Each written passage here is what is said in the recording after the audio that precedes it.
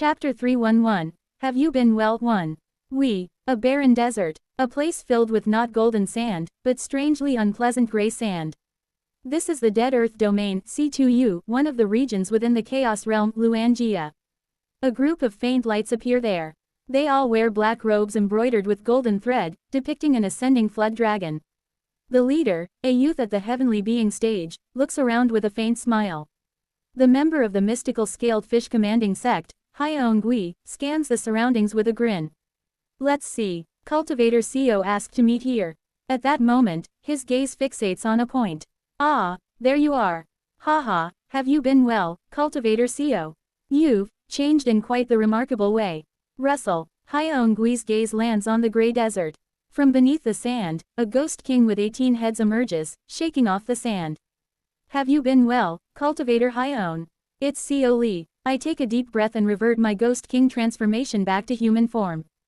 Hyongui watches this transformation with keen interest.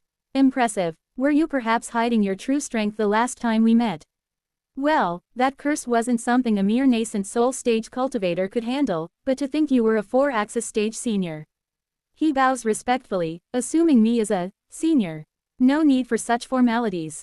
After all, I'm merely at the mid 4-axis stage.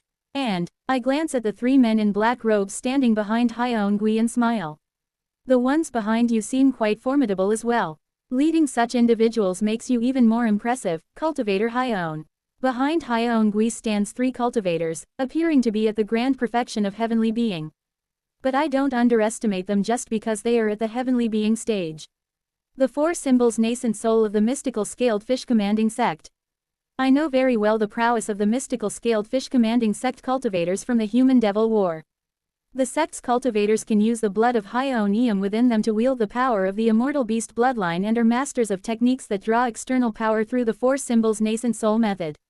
Mystical scaled fish commanding sect cultivators always borrow power from the outside with that 4 symbols nascent soul, allowing them to leap beyond their stage. The 3 behind him aren't just at the grand perfection heavenly being stage, they are practically at the early 4-axis stage. Moreover, the 7 nascent soul cultivators who follow Hyongui showed no signs of fear or tension even after seeing me. While they paid their respects to me as a 4-axis stage cultivator, their intents didn't convey any true respect or fear. 11 members of the mystical scaled fish commanding sect, including Hyongui, these guys are hiding a lot. I remain vigilant while exchanging greetings with Hyongui, ready to distance myself from their range at any moment. By the way, what were you doing in the sand, Cultivator CO? Ah, this Dead Earth Domain is suitable for practicing my method. The Dead Earth Domain, composed of gray sand, is a perfect place to practice Great Desert to Dead Sea. While Great Desert to Dead Sea is a spell that turns the surroundings into a desert, it also trains the power of death. The Dead Earth Domain, saturated with death, is the perfect place to hone the Great Desert to Dead Sea. Oh, I see, as expected of a 4-axis senior. To seek the path of cultivation even in such a place is admirable. It reassures me greatly. Haha, there's no need for such praise. Laughing together, we take off and fly to the western part of the Dead Earth Domain. As expected, the celestial energy in the Chaos Realm is chaotic. I stop using the flying escape technique and start manipulating attraction force instead. I intend to use the ground shrinking technique from now on. How about you and your sect members, Cultivator Hyon? Will you join me? At my question, they exchange glances and nod. Hyongui conveys their decision with a smile. We would be most grateful. Thank you. I use attraction force to bind Hyongui and his sect members, then activate the wealth virtue I had built. Wo Wang. A powerful attraction force emerges from the axis, and space begins to fold. I take a step. Each step I take with the ground shrinking technique covers 500 li. Our destination is the far western edge of the Dead Earth Domain. The celestial energy becomes more chaotic as we move further from the stable realm. In the Chaos Realm, those below the heavenly being stage will find their combat power greatly limited. The bright cold realm is divided into the Chaos Realm, Luangia, and the stable realm, Angia. The stable realm refers to the land where celestial energy is stable and normal living beings can thrive. In contrast, the Chaos Realm has celestial energy so twisted it makes it hard for normal living beings to live, and the laws are so twisted it resembles a fiendish place. Generally, the term, bright cold realm, refers to the stable realm, which is vast beyond measure. Yet even that is like a speck compared to the chaos realm. Roughly speaking, the entire stable realm is about the size of the solar system on Earth, no, maybe larger. In comparison, the chaos realm might be about the size of a galaxy. Regions like the Heaven-Earth Palace, the Human Race Territory, and the True Dragon Alliance are all within the stable realm, while the rest of the regions are part of the chaos realm. So, it might indeed be that vast. I compare the size of the bright cold realm in my mind. The Heart Tribe territory is said to be quite far even within the chaos realm. I wonder how they manage to live in such a place. It's said the further one moves from the stable realm into the chaos realm, the more the laws distort, making it nearly impossible for life to exist. As I ponder the structure of the bright cold realm, I suddenly have a question and ask Hyeon Gui. Come to think of it, cultivator Hyeon, have you never had such thoughts? What thoughts do you mean? They say there is only one stable realm within the immense chaos realm, and most people don't even think about exploring the chaos realm. But couldn't there be other stable realms within the chaos realm? Why doesn't anyone consider exploring it? At my words, Hyeon Gui puts on a serious expression. Now that you mention it, that does seem to be the case. I realize that Hyeon Gui is pretending to be serious outwardly but is actually mocking me inwardly. Is this common knowledge? Come to think of it, other middle realms also only have one stable realm. And the information that there is only one stable realm comes from the star-shattering esteemed ones and the sacred vessel sacred masters. Perhaps these great figures are hiding some secret. This guy, he's running his mouth as if revealing a great secret to me, yet his intent showing that he's belittling and mocking me grows stronger. I glance at the other members of the mystical scaled fish commanding sect. Those guys aren't like that. Perhaps there's something only Hyeon Gui knows. I remain cautious of Hyeon Gui as we move towards our destination. About 15 minutes later, we arrive at the edge of the dead earth domain using the ground shrinking technique. This place is, yes, it's the entrance to Lofty Dragon True Person's storage scroll. Ah, and there are guests already here. The entrance we arrive at is a large basin. This place, I look around the basin, trying to discern its true nature. Judging by the remaining water energy, there must have been a celestial pond here before. However, there are no visible spatial rifts or alternate dimensions in sight. I send a question through telepathy to Hyeon. Is there really an entrance to the storage scroll here? Haha, there are indeed definitely more people who don't know than those who do. But at night, this celestial pond fills with water. And in 3 days, during the black night and ye of the new moon Shuo that happens once in thousands of years, when all stars lose their light, Lofty Dragon True Person's legacy will reveal itself. There's no need to be impatient. I nod and descend to the ground. Looking around, I see several heavenly being cultivators who had arrived earlier and secured their spots. About 50 cultivators have arrived before us, most of whom are from the demon race, with only about 10 being from the heaven tribe. Among them are the lizard men of the leaf race, whose territory borders closely with the human race, the spirit scale race, with green scales on their skin, excelling in clairvoyance and concealment arts, and the cold spirit race, which had recently been destroyed by the Mad Lord. Leaf race, cold spirit race, spirit scale race. The leaf race are heaven tribe members who live watching the reaction of the human race, and the cold spirit race had once been friendly with the human race. However, the spirit scale race has a history of enmity with the human race after losing a war against them. As I glance at them, they all seem startled and gradually move away from me. Damn, those greedy human race bastards. Bringing a 4-axis stage-old monster. As expected of the vicious human race. The ghostly energy emanating from the old monster is terrifying. It's an evil human race devilish cultivator. How many countless living beings must they have devoured to reach that level? Quote. They murmur among themselves, and move further away from me in clear fear. Single quote. Well, that's the typical impression of the human race. No need to explain myself. I sigh lightly and sit down cross-legged, starting to cultivate via Great Desert to Dead Sea. Quaduk. Transforming back into an 18-headed ghost king, I refine my ghostly energy with the abundant death energy of the dead earth domain. Seeing my ghost king transformation, the other races tremble in even greater terror. That crazy human race 4-axis old monster, he has 18 heads mounted on his shoulders. What a vile creature. Let's avoid that old monster at all costs. Those human race bastards are known for eating other races, and now they keep the heads of other cultivators as trophies.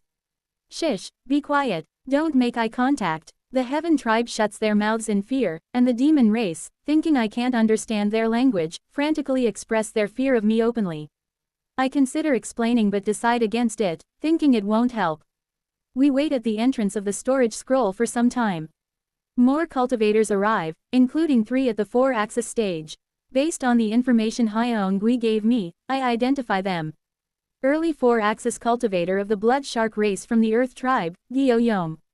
Late 4-axis cultivator of the paired wings race from the Heaven tribe, Baekwi-ik. Mid 4-axis cultivator of the tall tree race from the Heaven tribe, Nok-ju. Please be careful, senior. The blood shark race and paired wings race may not match the human race in combat power, but the tall tree race. I know. I respond to Hyungui's telepathic message with a glint in my eye. The tall tree race Jongmu-zu. It's the race to which Nok-gab, the wooden person always kidnapped by the Mad Lord, belong to. Though they seem weak due to their history of being kidnapped, it's actually because the Mad Lord is an outlier. They are indeed a strong race. If the Earth tribe has 13 major races, the Heaven tribe has 6 major races, which are Tall Tree race Jongmu-zu, Paired Wings race Bai-yi-zu, Human race Ran-jian-zu, Fighting Ghost race Do-gui-zu, Rotting Owl race Fu-shu-zu, Fungal Bone race Jun-hai-zu. These races are divided into 3 categories: 2 heads 2, 2 difficulties nan, and 2 evils e. 2 heads refer to the tall tree race and paired wings race, known for their excellent judgment and symbolism, leading and uniting the Heaven tribe. 2 difficulties refer to the rotting owl race and fungal bone race, known for their unique lifestyles and being the most challenging to deal with among the 6 races. 2 evils refer to the most ferocious and terrifying among the 6 races, the fighting ghost race and human race. In particular, the fighting ghost race and the human race are so ferocious, cruel, and exceptionally skilled in combat that some even refer to the 2 combined as the Asura race Chuluozu. Among them, the tall tree race has a high reputation in the bright cold realm for being the race that produced scared Master Baekwoon of the sacred vessel stage. They have high pride due to producing a sacred master, and that symbolism makes them the Heaven tribe's center, one of the 2 heads. However, rumors suggest that sacred Master Baekwoon cares little for her race, punishing them severely if they dare intrude on her heavenly lotus mountain under the pretense of worshipping her. Still, the tall tree race has been a central force of the Heaven tribe since the beginning of the bright cold realm. If they team up with the paired wings race, it will be troublesome. I remain vigilant against the cultivators of the paired wings race and tall tree race. At the same time, I continue to cultivate through Great Desert to Dead Sea while my 18 pairs of eyes blaze with ghost fire, always ready to activate attraction force at a moment's notice. Finally, the time arrives. Is it today? I expel ghost fire from my eyes and gaze at the sky. It's the day of the Black Night, occurring only once in several thousand years, when the stars of the bright cold realm lose their light for a brief period. And coinciding with it, the new moon. As the sun sets, the sky gradually darkens. Simultaneously, as night falls, water begins to fill the basin. I watch the slow but gradually increasing at a surprisingly fast-paced water level of the celestial pond with my illuminating ghost fire. It's almost time. I glance around to keep an eye on the other 4-axis cultivators from the other races. Strangely, unlike when they first arrived, they have moved far away from me, glancing at me nervously while sweating. What's up with them? I tilt my 18 heads, expelling ghost fire from my eyes. In front of the entrance to the storage scroll of lofty dragon true person. There, the most noticeable figure is Seo Lee, who is exuding blue ghost fire from his entire body as he absorbs the yin energy of the new moon. His terrifying appearance, rumored to have the heads of 17 fellow cultivators mounted on his shoulders, his powerful ghostly energy, and his unique aura built on the orthodox Axis foundation. Though Seo Lee is unaware, every race present considers him the top priority for caution. Nok-ju, the 4-axis cultivator of the tall tree race, is already exchanging telepathic messages with Baekwi-ik, the 4-axis cultivator of the paired wings race. Cultivator Beck, once we enter the storage scroll, we must join forces. The human race, along with the fighting ghost race, is notorious for their savage and powerful techniques. We don't know what kind of devilish arts that grotesque human race old monster will show. I agree, Cultivator Nok. If that greedy human race old monster ambushes us, we must counterattack together. The 2 Heaven tribe 4-axis cultivators form an alliance, and Gyo-yom, the 4-axis cultivator of the blood shark race, sends a telepathic message to all the gathered demon race cultivators. Who knows what the treacherous Heaven tribe might do? Especially that monstrous human race old monster, rumored to carry the heads of his kin on his shoulders. If we encounter him in the storage scroll, do not approach him alone. Contact me immediately. It seems he has mastered some sinister ghost path method. If caught, you could lose more than your demon core being extracted and turned into an elixir, even your soul might be enslaved. We must unite against these fearsome Heaven tribe old monsters to survive. Around Gyo-Yom, the demon race heavenly being stage cultivators gather tightly. Suddenly, 4 factions emerge around the celestial pond.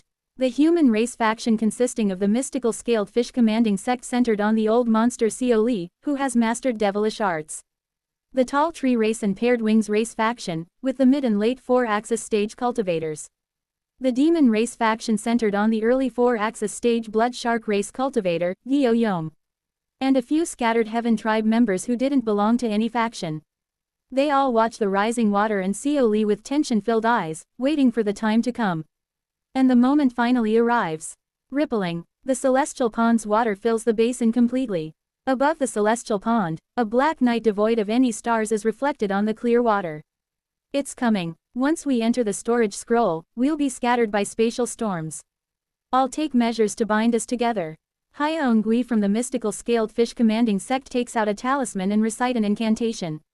From his talisman, white ropes emerge, binding the members of the mystical scaled fish commanding sect and Seoli. The white ropes that briefly bind them soon glows brightly and disappears. The other factions also begin to prepare for the entry into the storage scroll. After a while, a faint moon slowly rises in the black sky reflected on the surface of the celestial pond. Seoli looks up at the sky as if in wonder and then back down at the celestial pond. A mysterious moon that appears only on the water's surface. After a while, a faintly glowing ancient palace is drawn on the moon's surface. The door of the ancient palace on the moon then slowly opens.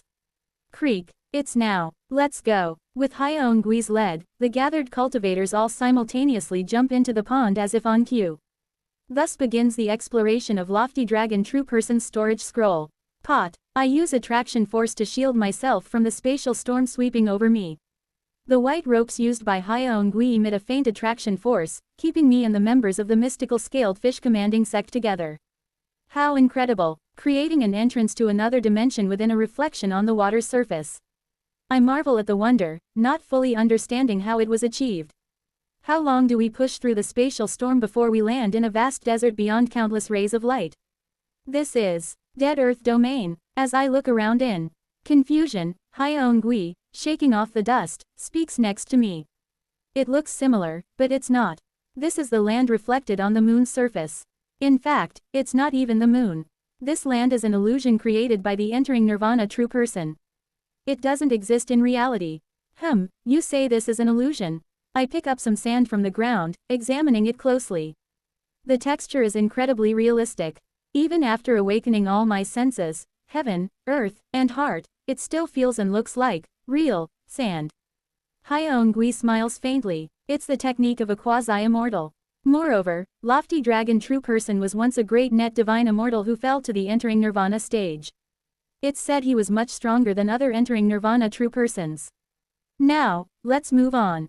We need to find the ancient palace we saw earlier to truly enter the storage scroll. Hyeongui points to the sky. There are many ways to escape an illusion formation like this, but the most orthodox are two. Either put yourself in a false state of death to find a flaw in the illusion and exploit it, or read the constellations. Any illusion with a sky can't exclude the constellations, so interpreting the path of the stars is the best way. I look up at the sky.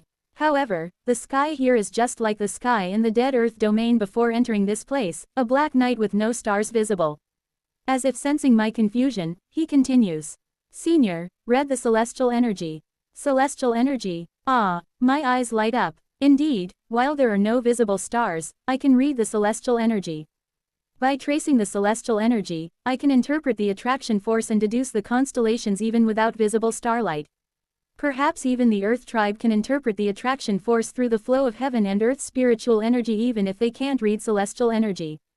The method is simple, but the idea is not. It's a method that would be hard to think of unless one is a very experienced cultivator. Feeling an inexplicable depth from Hyeongui, I heighten my vigilance towards him. Reading the constellations, I follow Hyeongui's guidance and fly through the desert. Before long, we arrive at a place that seems to be the center of the desert, based on the constellations. The end of the ladle star points here. Let's proceed a bit further.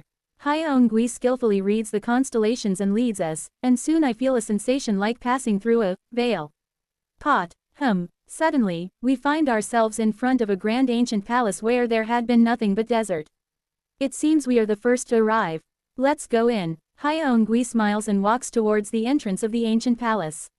I look up at the plaque above the entrance of the ancient palace. The inscription reads, Scroll of Lofty Dragon True Person, the Envoy of Health and Care, Kong Ning Feng Yang Shi Jie Sang Long Ji 2. Care refers to taking care and supporting one's parents. The Envoy of Health and Care. It's an interesting title, but my eyes shine as I focus on the health, Kong Ning part, associated the True Orthodox Axis Foundation. Could this be related to an axis? Given the ritual worship scripture of wealth virtue from Hyeongui was obtained here, it seems likely. Step. As we enter the palace, we feel a twist in space, and we are suddenly in a vast river. Under a clear sky, a clear river flows, and spiritual creatures resembling fish leisurely swim everywhere. The river is incredibly wide, and beyond it, another river stretches endlessly. But I sense something wrong. It's hot. The scene is incredibly peaceful. However, instead of a cool river breeze, there's a sweltering heat that instinctively strikes the soul. Hyeongui looks around and hands me a talisman. The otherworld of Lofty Dragon True Person consists of 4 layers, excluding the outer illusion. The first layer is the water flow layer, Shui Lu Sang, the second is the Dao departure layer, Dao Ku Sang, the third is the care layer, Feng Yang Sang, and the fourth is the Zaiyi worship layer, Ji Ji Sang. Originally, it's said that the water flow layer, where we stand, used to be as vast as the sea due to the dense water energy, just like the scene before us. But it was completely transformed when Lofty Dragon True Person fought a certain entity from the True Devil realm. Try using the talisman. When I activate the talisman given by Hyeongui, I feel a boiling sensation in my blood and sense Taiji embedding itself in my eyes. Simultaneously, a scene opposite to the peaceful view before me unfolds. Wururururuk. Bright red flames are blazing everywhere. The river that had been flowing just moments ago is now completely dried up, and instead, living flames flow like lava in its place. The sky is not clear but filled with black smoke, and a pungent odor naturally stimulates my sense of smell.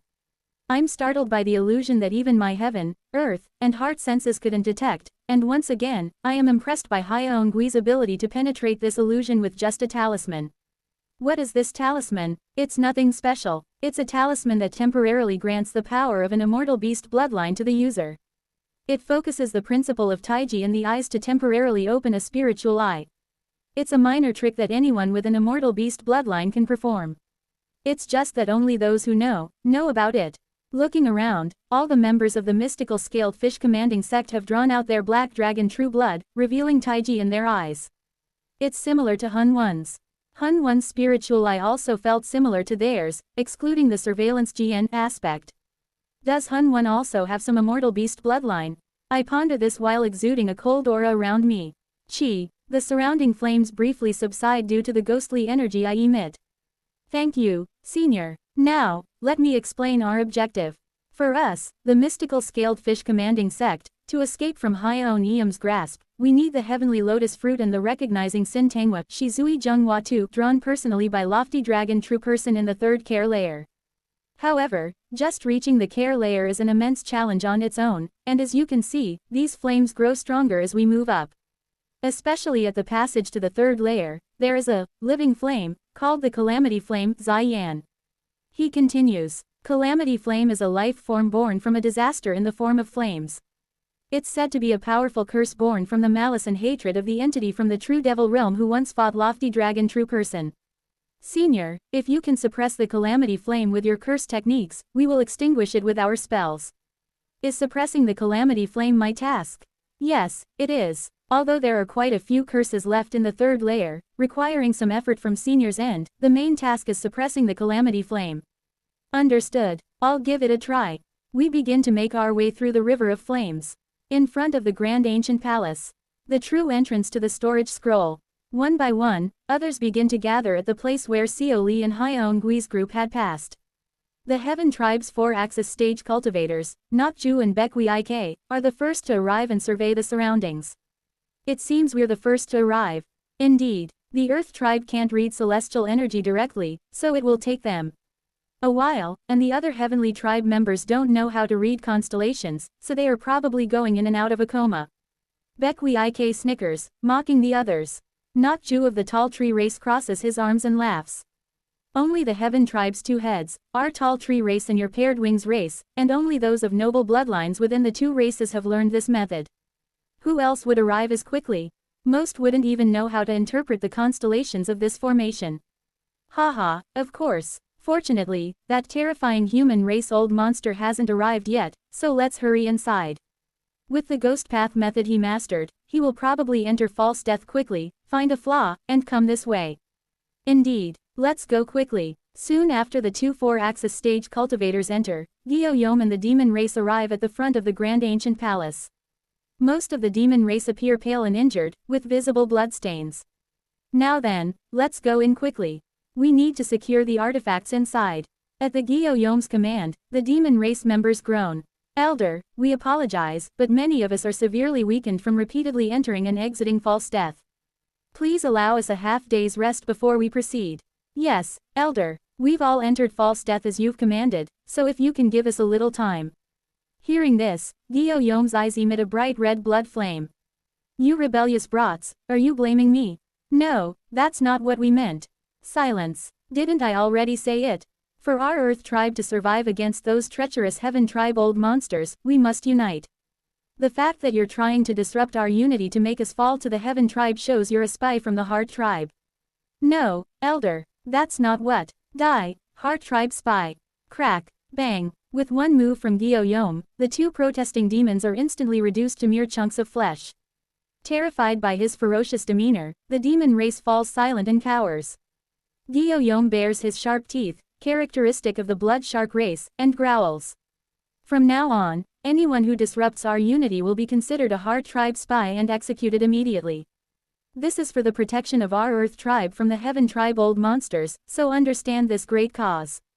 Do you understand? Yes, Elder. The demon race's reply echoes, mixed with fear.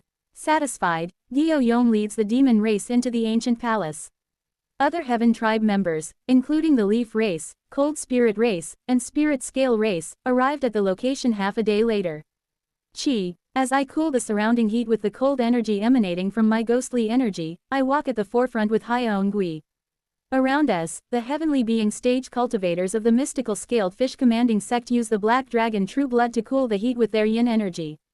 However, the flames and heat flowing throughout the water flow layer shows no signs of abating, and as we cool the heat and move forward, the flames immediately fill the space we pass through. The mystical scaled fish commanding sect cultivators seem unsatisfied with just that and lay numerous traps in their wake as they advance.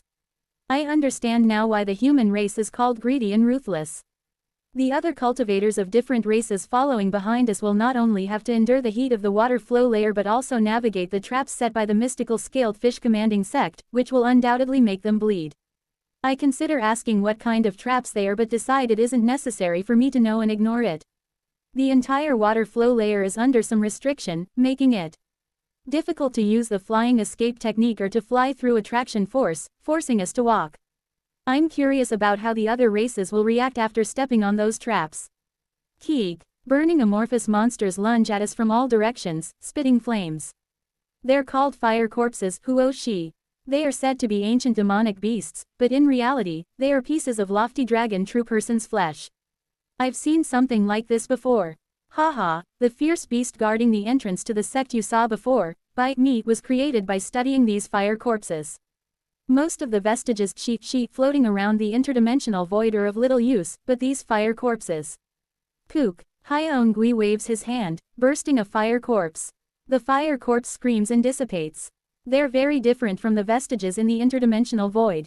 Those didn't die even after subduing them multiple times. It seems the yin energy from Hyeon-gui's immortal beast bloodline makes them easy to subdue. Yin energy is definitely their weakness. Then, I notice something in the center of the dissipated fire corpse. Chi. The dead fire corpse left behind something like a small cloud. Before the cloud evaporates into the surrounding smoke, Gui quickly retrieves a gourd dharma treasure from his storage scroll and opens its lid, bringing it close to the cloud. Shururuk. The cloud is compressed into a small drop of liquid and sucked into the bottle. Gui explains after absorbing the cloud. These fire corpses here contain the primal force of water that the water flow layer originally held. We call this power, that was contaminated from the entity from the true devil realm, turbid devil liquid. Although it's tainted with devilish energy, demonic energy, and turbid energy, it's the best material for devilish cultivators. Our buy was also made by injecting this turbid devil liquid. He smiles and offers me the bottle. Would you like to try it? It's rumored to grant special abilities to cultivators who practice devilish arts. I'll pass. It doesn't seem to suit my method. Sensing the malicious intent and turbid energy within the liquid, I decline. Even though it might be beneficial for devilish arts, recklessly absorbing such contaminated liquid could cause mental issues. At my refusal, Gui smiles again and says, "Then we'll take this turbid devil liquid for the mystical scaled fish commanding sect. Is that all right? Do as you wish." We continue advancing, killing fire corpses and collecting turbid devil liquid as we go. This is Lofty Dragon True Person's storage scroll, but is there nothing like artifacts around?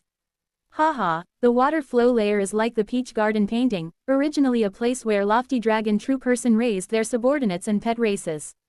Now, all that's left are the remains of spiritual creatures and the pet races, consumed by the fire corpses and reduced to ashes.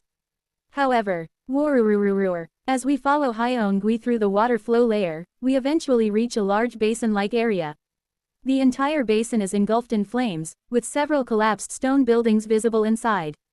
In the dwellings of Lofty Dragon True Person's pet races, there are still the artifacts and spiritual medicines they used.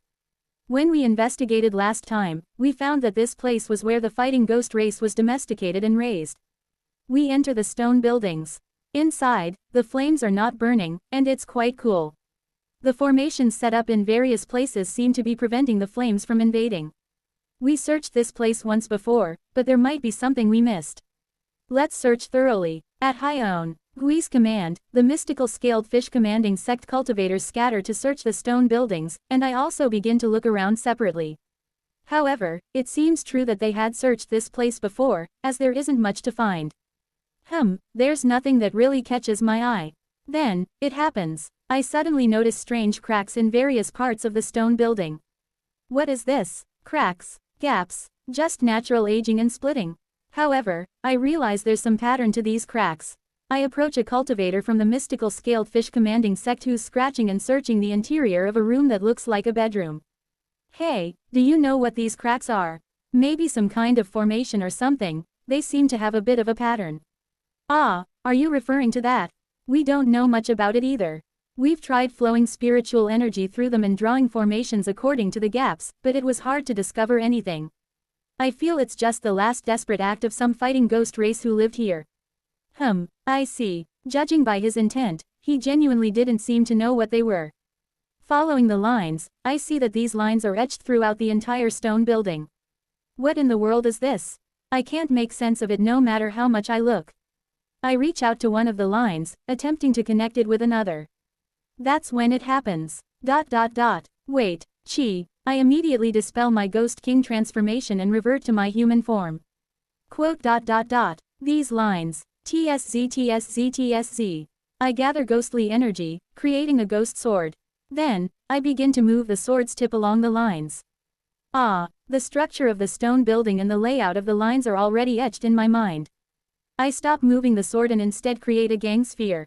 Focusing my consciousness, I move the gang sphere along the corridors of the stone building. I see, it's a sword formation, Gen. The traces of a sword formation utilizing flying swords. However, I can tell that this sword formation, like Hong Su Ryong's, is in harmony with the enlightenment of martial arts. No, it's beyond martial arts. This is Heart Tribe. The fighting ghost race who used this stone building was undoubtedly from the Heart Tribe. I wander through the stone building with the consciousness avatar made of gang sphere, envisioning myself executing the sword formation. Swords intertwine. The swords twist together, forming a formation, entangling the path and dominating the space. Interestingly, this sword formation is specialized for confined, narrow spaces. It's designed to be used in corridors and rooms. In my mind, I imagine the power of this sword formation when deployed. I can see the entire corridor, each room, being engulfed in a storm of light. Anyone entering this building would never easily escape. They would be swept away and shredded by the storm of light formed by the swords. The sword energy would collide with the walls and bounce back. It would split in the void, reflect, and amplify. I feel the flow of intent within this sword formation. Ah, ZZZT, ZZZT. It seems like something is about to be deciphered. Whoever left this sword formation was trying to convey some message through the flow of intent created by this formation. But I can't read that message. Damn it, why can't I understand? I still possess the vision of the tribulating heavens. Yet, it isn't enough. I mutter in frustration, and somehow, a sense of injustice and anger wells up inside me, causing a tear to fall without my knowing. A sword mountain made of glass.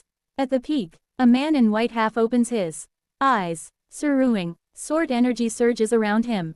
His sword energy is astonishingly identical to the sword energy of the sword formation Seo Li had seen.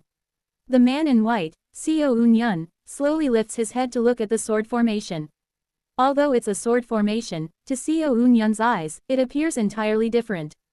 It manifests as a muscular old man with a pinky-sized horn on his head.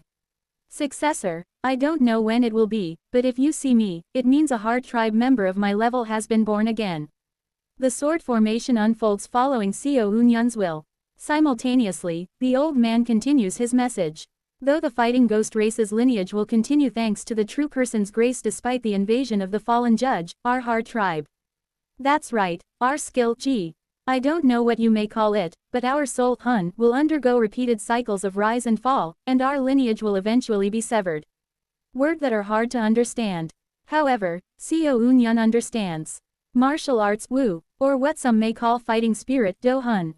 Seo Eun-yun interprets the old man's words as referring to martial arts. The old man was worried about the cessation of martial arts. Though I didn't know, according to the true person, the rise and fall of martial arts has been repeating for a long time. When a catalyst appears, Heart Tribe members spring up like bamboo shoots.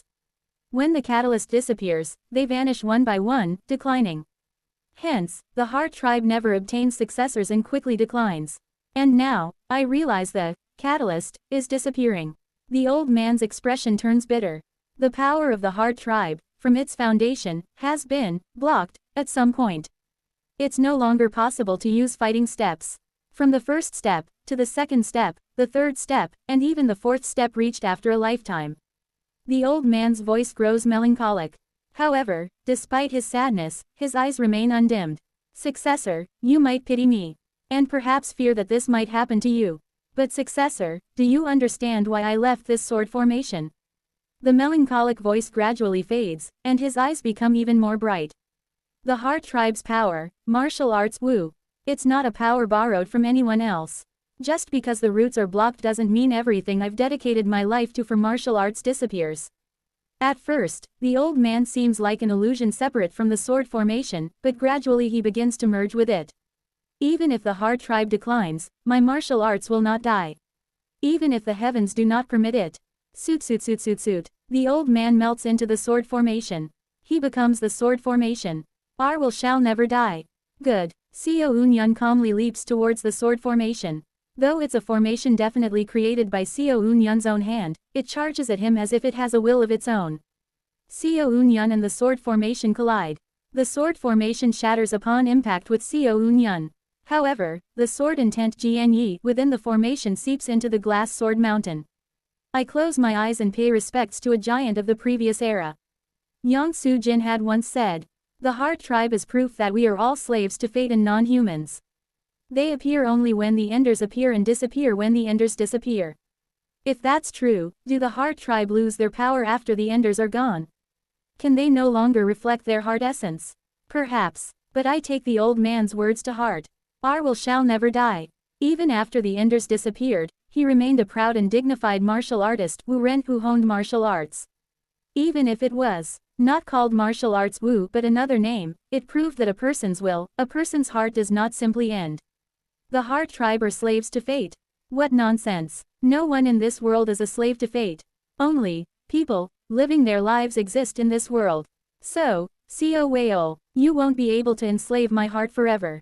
I look up at the sky and mutter towards Seo Wei-ol, who is still babbling this and that to himself while struggling hard. Wait for me, I will soon break free. Chapter 312. Have you been well too? The stone building where the fighting ghost race resided. Sitting on a bed inside, Hyeongui's gaze is directed somewhere. Did you gain the understanding, Yi, of the pet fighting ghost race? A gaze that somehow seems mocking. However, there's a trace of pity in his eyes. It's truly pitiful to see you struggling to obtain something so obvious. It's almost sad. There's no act more meaningless than that struggle.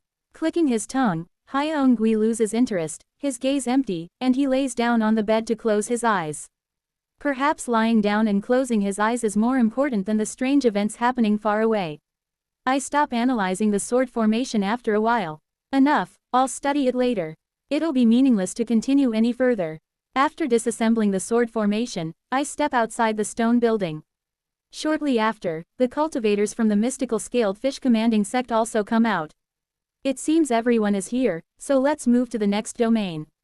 Our human race was once a pet race raised in the lofty dragon true person storage scroll, so we should be able to find something much more suitable for us there. We were also pets of the lofty dragon true person? I ask, transforming back into a ghost king to shield myself from the surrounding heat. Hyeongui kindly explains in response to my question. Yes, according to the legend, during the war with the true devil realm, many races living in the middle realm entrusted themselves to the lofty dragon true person storage scroll. Lofty dragon true person accepted them, and this water flow layer is the result.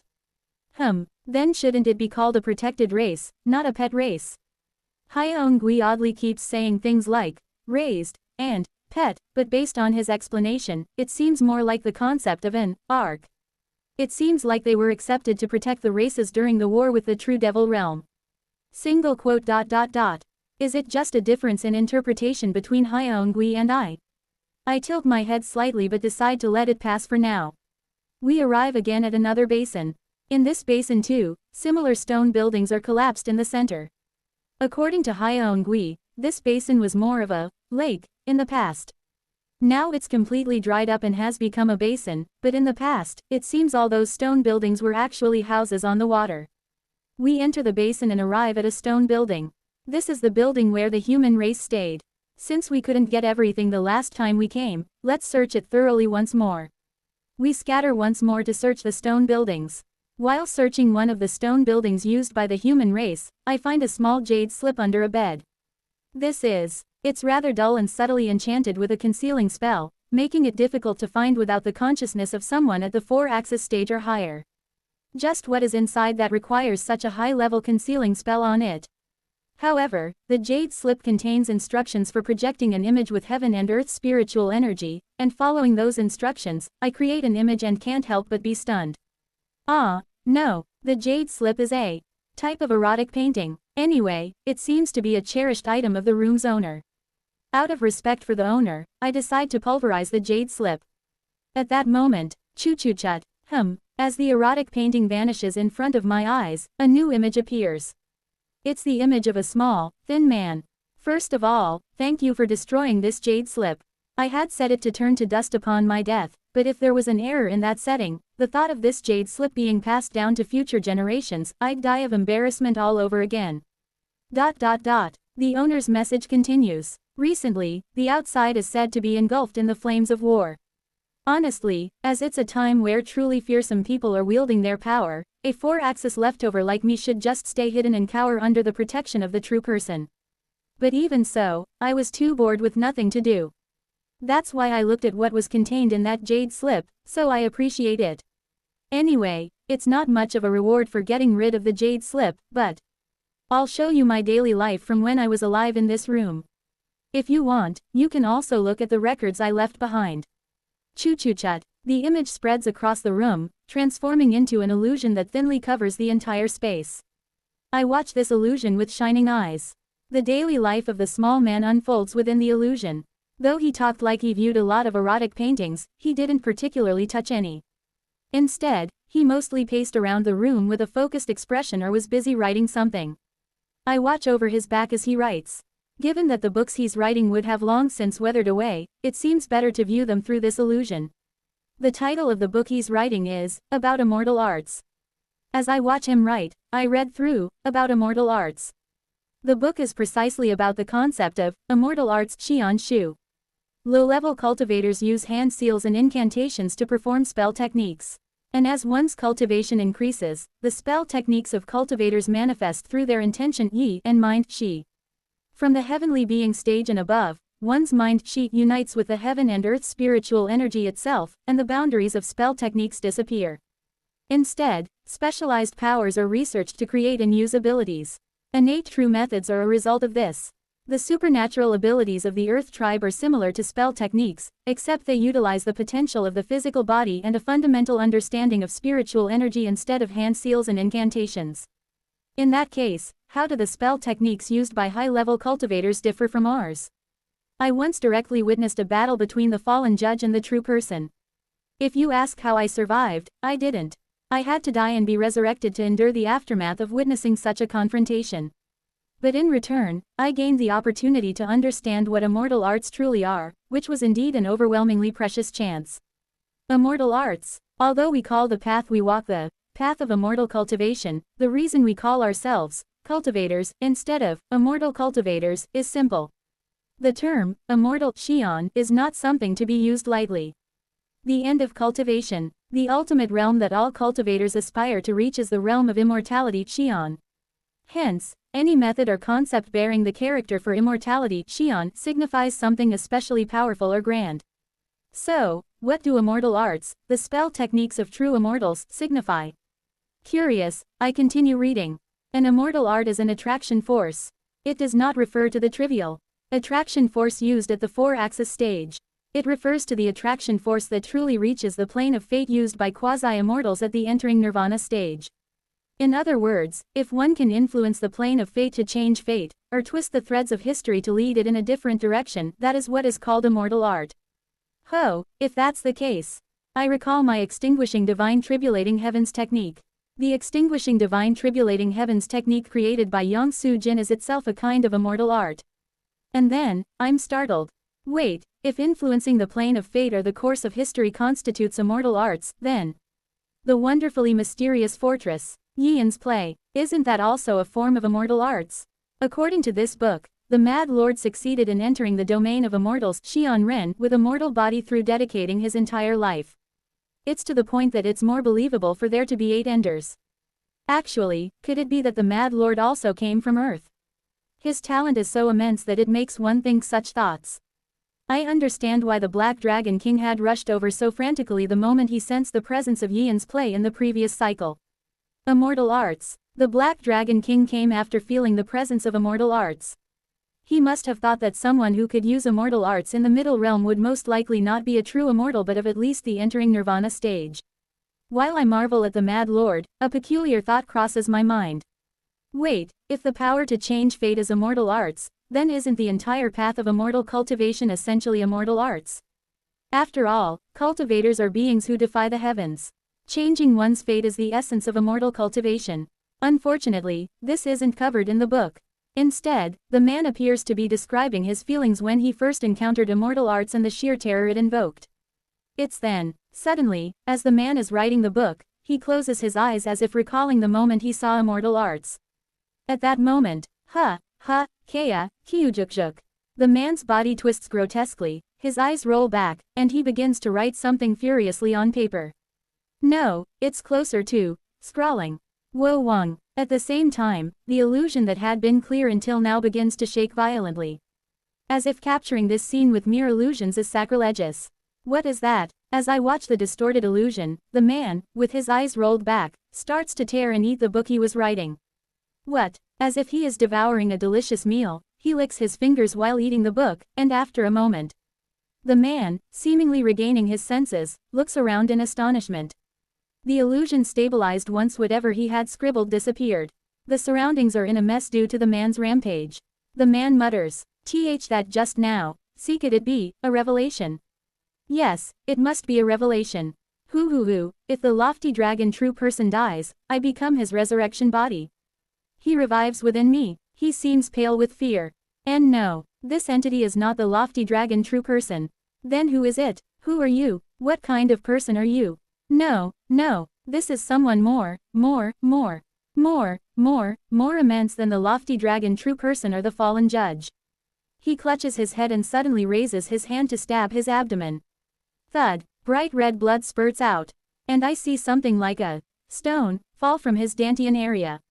Simultaneously, the illusion centered around the stone becomes extremely unstable.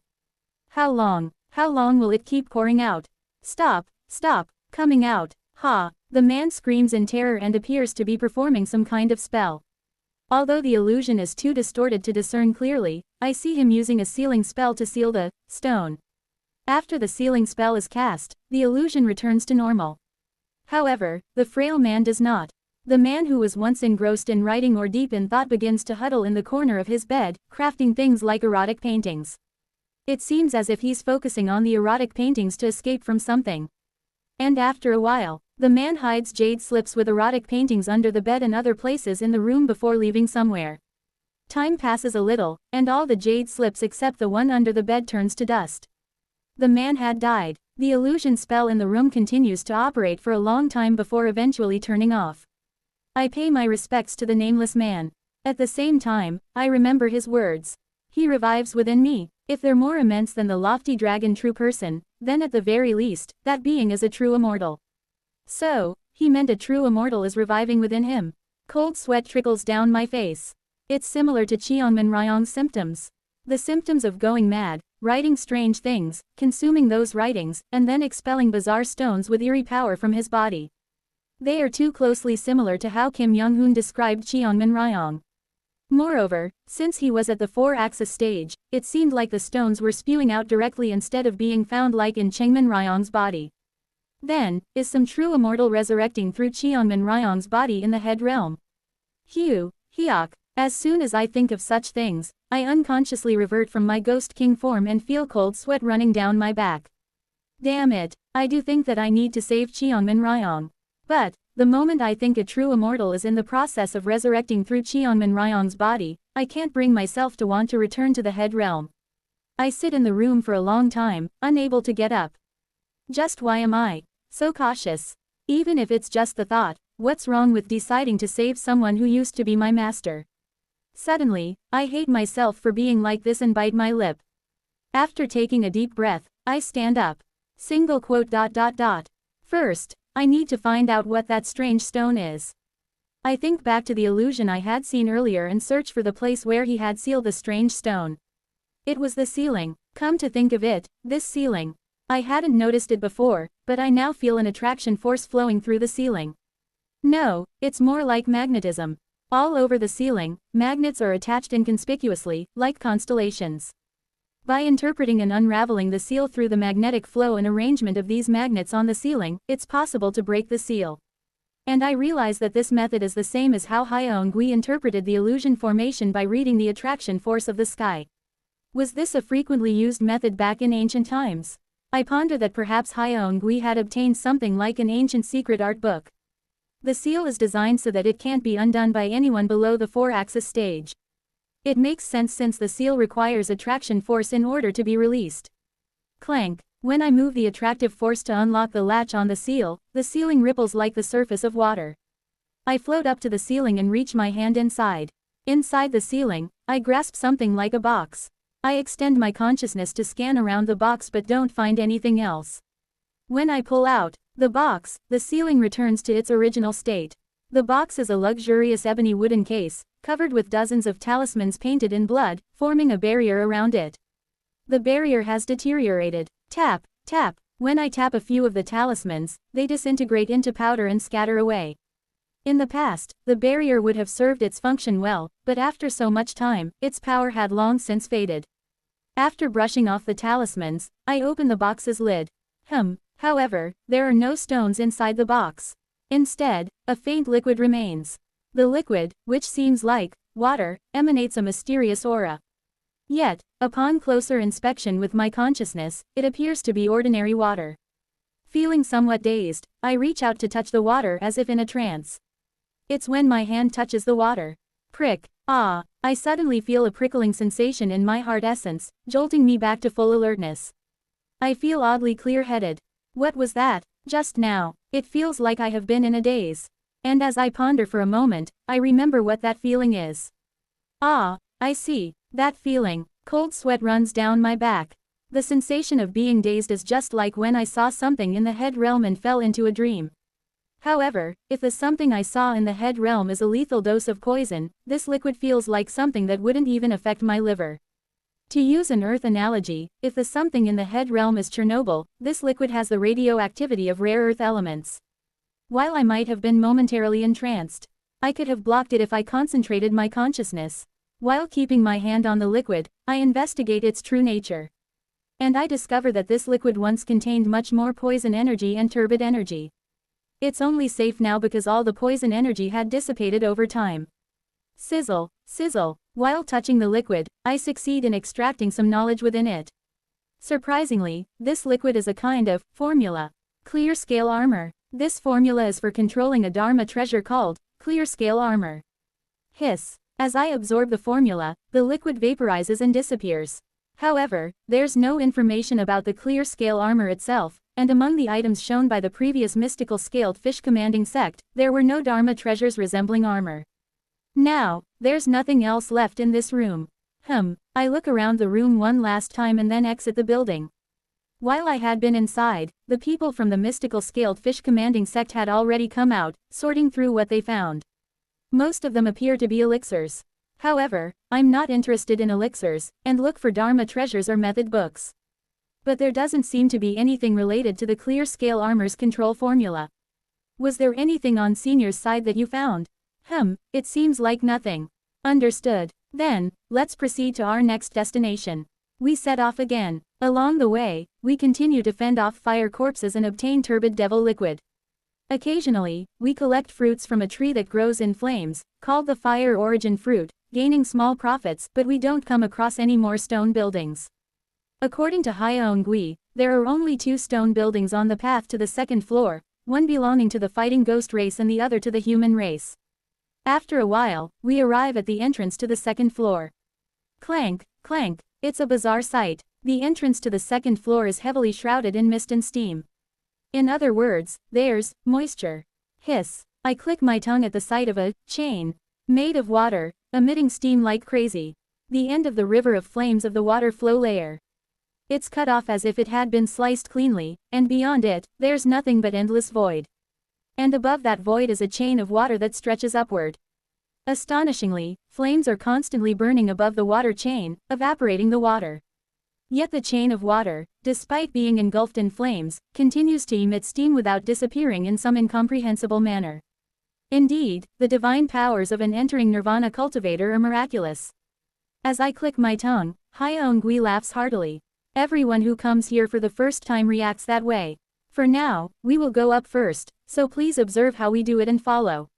The cultivators from the mystical scaled fish commanding sect line up before me and begin to draw out their immortal beast true blood. Scales sprout on their skin, and as tails and horns emerge, they transform into half-human, half-dragon forms before leaping into the burning chains. Hiss. Although it looks incredibly hot, they cool the heat with their yin energy as they swim inside the chains, moving upward. It's an interesting method. I try manipulating attraction force. As expected, not only attraction force but also the flying escape technique can't be used, resulting in having to use such a troublesome method. Swim up while cooling the inside with yin energy, Wo Wang. I revert to my ghost king form again. Yin energy surges out around me. Frost forms everywhere, and I reveal my 18 heads, watching the last cultivator of the mystical scaled fish commanding sect jump into the chains before approaching it myself. Just as I'm about to enter the chains. Pawak. Someone breaks through the steam from behind and walks towards me. It's the cultivator from the blood shark race with the head of a shark, Gyo Yom. Behind him are a dozen or so heavenly being demon race cultivators. Weren't there more followers of Gyo Yom than this? It appears their numbers have decreased to about a quarter. As Gyo Yom and the demon race make eye contact with me, they all flinch and stop in their tracks. Who are you? I ask, burning the ghost fire even more intensely. Gyo Yom awkwardly laughs and lowers his head slightly in response to my question. Haha, fellow Taoist, I don't know if you've heard of me, but I am Gyo Yom, a 4-axis stage cultivator from the blood shark race. Since I've come to this storage scroll before, I know quite a bit about it. Since fellow Taoist may not know much about the true person's storage scroll, I'd like to offer some modest help. Why would you suddenly offer help? When I express my doubt with my 18 mouths, Guillaume steps back a bit and laughs awkwardly. Haven't our blood shark race always been friendly with the human race? During the human-devil Great War, I heard that the artifacts of the blood shark race helped in breaking down the dimensional barrier of the true devil realm. That is true. Please understand it's simply because I wish to maintain a good relationship with fellow Taoist. Do you know how to reach the second floor?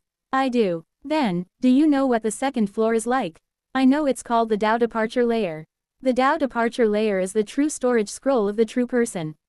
If the water flow layer is like a peach garden painting, the Tao Departure Layer is filled with Dharma treasures, spiritual elixirs, and methods offered as tributes to the true person.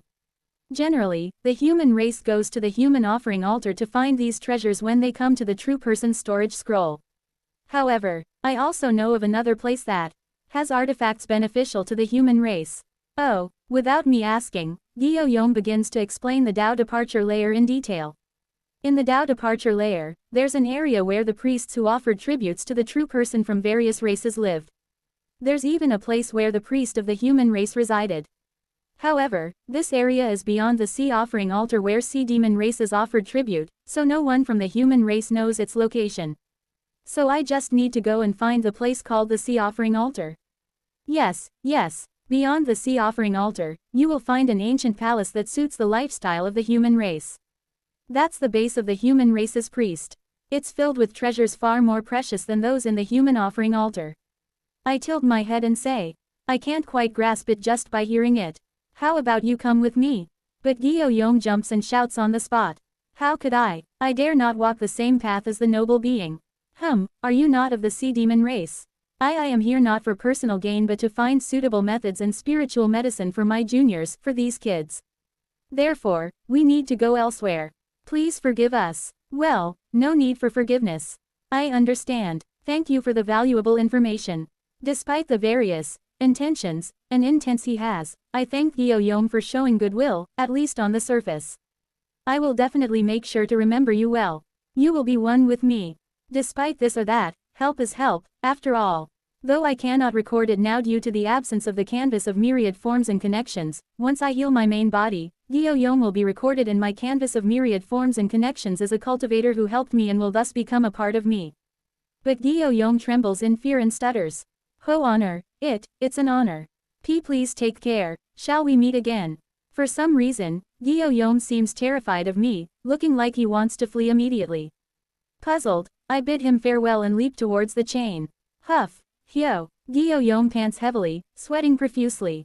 That crazy madman, even after helping him, he still intends to kill me. Many 4-axis stage cultivators belong to the heterodox axis foundation. Especially among the Earth tribe, where survival of the fittest prevails, the majority achieve their axis by killing opponents. Particularly, the best prey for heterodox axis foundation hunters are those in the early 4-axis stage. Guillaume is well aware that he is one such prey and has learned a secret technique that allows him to temporarily exhibit the power of the mid-4-axis stage to overcome this.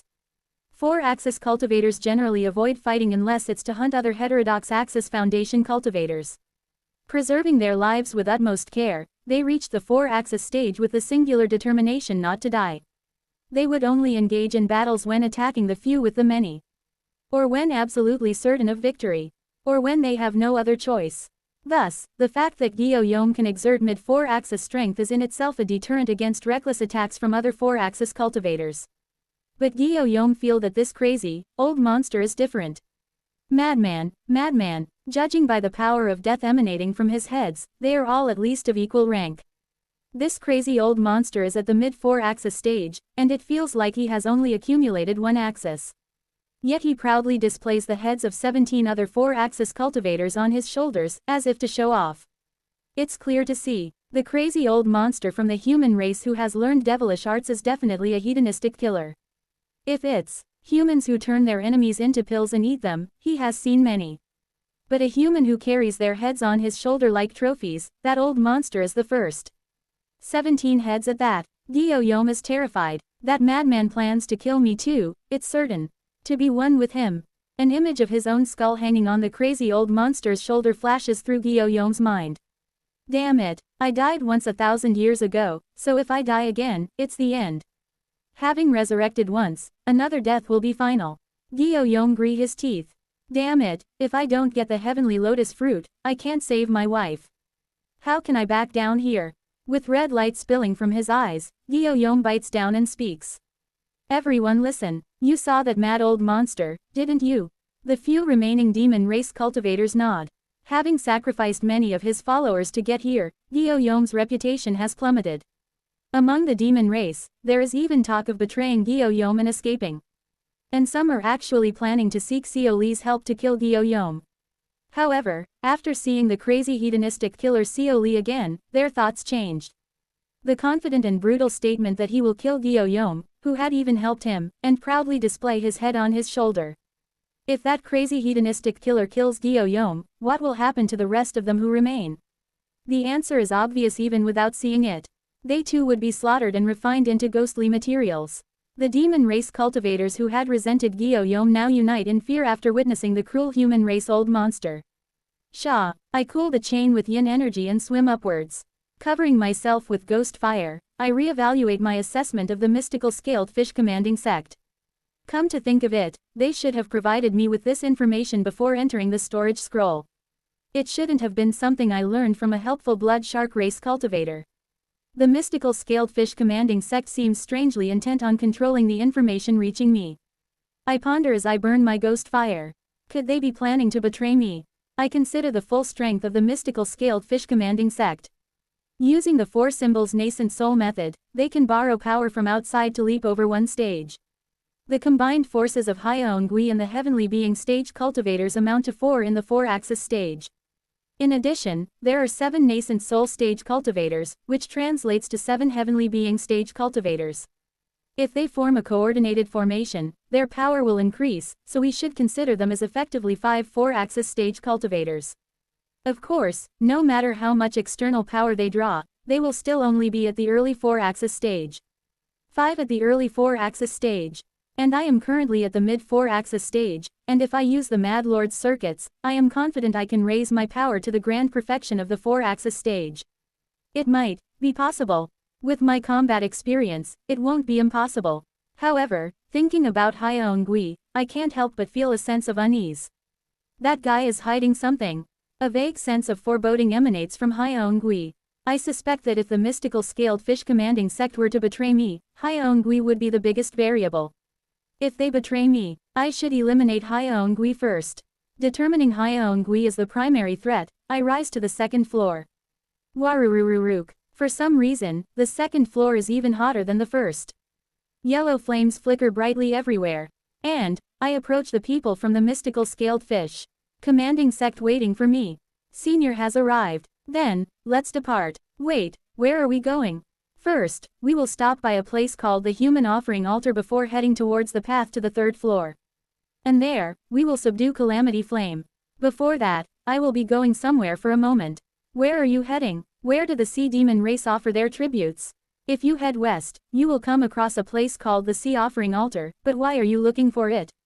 There's a sea dragon I need to deal with. I'm thinking of finding some bait for it. At my words, Hyeon Gui nods and says. Then we will wait at the Human Offering Altar.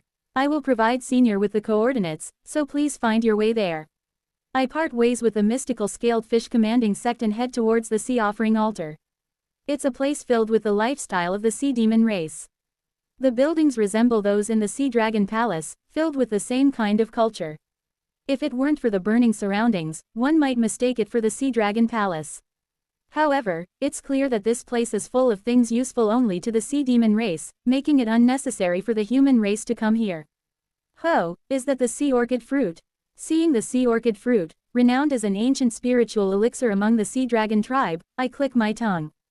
The sea orchid fruit is a unique spiritual fruit that requires absorbing both yin and yang energy to grow, specifically the yin energy of the sea and the yang energy mixed with devilish energy, making it incredibly hard to obtain. But it seems that the storage scroll of Lofty Dragon True Person happens to meet both conditions by coincidence. This is the spiritual fruit Co Ran mentioned. It contains spiritual energy very similar to that of the sea dragon race's power, so consuming it will undoubtedly increase one's cultivation and grant water attribute supernatural abilities. It's also perfect for extracting spiritual liquid to refine the unique Dharma treasures of the sea dragon race and has the effect of amplifying the sea dragon race's power. Thus, it's essential for any grand perfection 4-axis stage sea dragon aiming to reach the integration stage. It'd make an excellent gift for Co Ran if we meet again later. I mark the sea orchid fruit as mine by inscribing the white orchid blessing incantation inside it. With the white orchid blessing incantation, the sea orchid fruit will grow even fresher. After marking the sea orchid fruit, I move past the sea offering altar area and arrive at a region densely packed with large ancient palaces. There, I enter a palace that seems to belong to the human race. The water energy is so strong inside the palace that the flames barely penetrate. However, due to the second floor being hotter than the first, the interior is still warm. It's quiet inside the palace. But I click my tongue as I sense the spiritual energy emanating from various places and the spiritual power waves caught within my consciousness domain. Gyo Yom, what a kind cultivator. To provide such valuable information for free, I think to myself that I definitely need to remember him well. It was quite the serendipitous encounter. Could it perhaps be thanks to the blessing of wealth? I dispel my Ghost King transformation and observe the blessing within me. According to Yin Wei, the virtues of the 5 blessings can influence one's fate to some extent. So, gaining the blessing of wealth might have increased my fortune regarding treasures.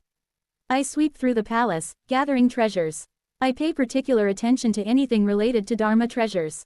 However, there are no armor-type Dharma treasures in the palace. What exactly is the clear scale armor? Why would a stone, presumed to be left behind by a true immortal, contain something like the clear scale armor control formula? It seems unlikely that I will find it in this palace.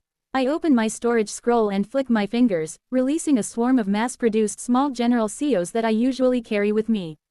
The strangely unpleasant-looking generals spread their wings and move to investigate other palaces for Dharma treasures. As a result, I discover one thing. There is no clear scale armor on the second floor. And through the small general COs, I discover one more thing. Tangwa paintings. I walk to the top floor of the ancient palace and look at the Tangwa paintings the general COs have found. In this life, I seem to be particularly intertwined with Tangwa paintings. In the paintings, a majestic dragon is dancing. There are a total of 21 paintings, each depicting the dragon in a different pose. It seems to be a series of movements showing a dragon's dance. I notice some significance in the dragon's movements. Although they are not movements within the realm of martial arts, they seem to have a ritualistic meaning, similar to Hun Wan's great mountain-splitting emperor technique. While imprinting the Tangwa paintings in my mind, I discover a jade slip on the top floor of the palace. Like the book I had read in the water flow layer, this jade slip is also written in the common language of the heaven tribe of the bright cold realm, making it easy to read. The book is a journal about the Tangwa paintings. The author of the book, the owner of the palace and the priest who offered tributes to Lofty Dragon True Person, had been taught the method of painting Tangwa by Lofty Dragon True Person. It contains methods and insights on how to paint Tangwas better. While reading the journal, one passage catches my attention. The True Person saw the Tangwa we had drawn and was furious. He hung us upside down and beat us severely, saying, "Is this what you call a Tangwa painting?" Quote. It seems that Lofty Dragon True Person didn't have a very good temperament either. Or should I say he was merciful for beating them in human form rather than dragon form. I continue reading the journal with a wry smile. The True Person gathered all the priests and delivered a long speech. He said that the Tangwa we are learning possess an incredibly immense inner power. The great immortal beast, who is also a judge of the netherworld, presented the Tangwa to the death god, who in turn taught them to the True Person. In other words, the Tangwa we are learning has been passed down from the death god. I suddenly feel ashamed of myself for harboring complaints in my heart while learning such a great Tangwa. The True Person, with compassion, has taken in worms like us, and the offerings we present to him are merely ceremonial, for they are actually used by us. All he asks of us is to paint the Tangwa, yet I was reluctant to do so. I am ashamed of myself for not wanting to do even that, considering that it is a Tangwa passed down from such a great being. I thought it was humiliating to be beaten while hanging upside down. But on second thought, if he had beaten us in dragon form, we would have been turned into dust. He transformed into human form and used only his physical strength without using any demonic power. On reflection, even that was enough to tear apart my unique domain, almost killing me, but anyway, he is thinking of us. The true shame should not come from being beaten, but from my own heart. Quote. Was he at the integration stage? It seems the owner of the palace was an integration stage cultivator, capable of deploying a unique domain. But to have his domain nearly torn apart and almost die from a physical beating by an entering nirvana demon beast in human form. What kind of being is the lofty dragon true person, or rather, the entering nirvana stage beings? Clicking my tongue, I continue reading the journal. There's nothing else that particularly catches my eye. A Tangwa painting passed down from the death god. The style of the Tangwa is strangely similar to those of the Grand Nirvana Temple. Click, click, click, click. A bizarre fortress of puppets is flying through the night sky. Inside the puppet fortress, an old hunchbacked man's eyes flash. The smell, I smell it. He flares his nostrils and licks his lips with bloodshot eyes. Co Whale, I smell Co Whale. Let's go, my love. Co Whale has finally reappeared. Do you see? Come see the celestial energy with me. There, I am meeting with Co Whale. The Mad Lord tears at his hair and howls at the sky from the top floor of the wonderfully mysterious fortress. In the Mad Lord's foresight, a vision of meeting Co Whale is emerging. Turn westward. Fate is guiding me to Co Whale. That hidden wretch has finally crawled out. He. Lord Co. Lord Co. Lord Co. Lord Co. Lord Co. Lord Co. Lord Co. Lord Co. Lord Co. Lord Co. Lord Co. Lord Co. Lord Co. Lord Co. Let's go make Lord Co. In a dark, damp cave. A man with blue hair and white clothes smiles gently as he reaches into the surrounding mist with sparkling eyes. It took a long time. But, I found it, Taoist Co. His eyes narrow vertically like those of a reptile, despite his human body. So this is your pillar. He laughs as he reaches into the thick mist. Crunch. He clenches his hand, but nothing happens. Quote. After a moment of silence, he begins to laugh. Haha, come to think of it, you're still at the heavenly being stage. It's astonishing. While searching for the pillar, I tried to raise the body's cultivation. It must be the talent of the immortal beast derived from this canvas of myriad forms and connections. It wouldn't make sense otherwise if your talent wasn't sealed within it. Smiling meaningfully, he rises from his seat. But that ends now. As long as I grasp attraction force, I can approach the pillar and undo the seal. Now then, let's raise your cultivation to the limit. Is. The man in white uses a clothing spell to cover himself with a blue robe. Haha, how does it feel, Taoist Co? The day when I obtain your canvas of myriad forms and connections is near. But there's no answer. Ha, it doesn't matter. Co Whale keeps laughing as if something is terribly amusing. Author's note. I want to see the ever-laughing Co Whale break down. But he laughs so much that it might take a long time before he cries out in despair. Chapter 313, Have you been well? 3. I glance once more at the movement of the dragon depicted in the Tangwa painting, then step out from the top floor. The ancient palace mainly houses water attribute methods, among which the method called Salt Sea Returning Dew Jade Yanhai Gui Lu Yu is so powerful that it even stirred my heart. However, to practice it requires either drinking seawater or having water and salt available, so there's no way to practice it at the moment. I simply stored it in my storage scroll. Besides that, a few other water attribute methods caught my eye, but none of them stood out. After exiting the ancient palace, I harvest the sea orchid fruit I had noted earlier and store it before dashing off to the human offering altar area where I'm supposed to meet up with the mystical scaled fish commanding sect. The surrounding heat is intense, so I transform into a ghost king to cool my body as I fly. The human offering altar area is also vast, similar to the sea offering altar, with spiritual energy waves emanating from various houses and stone buildings, indicating that there are still many things left.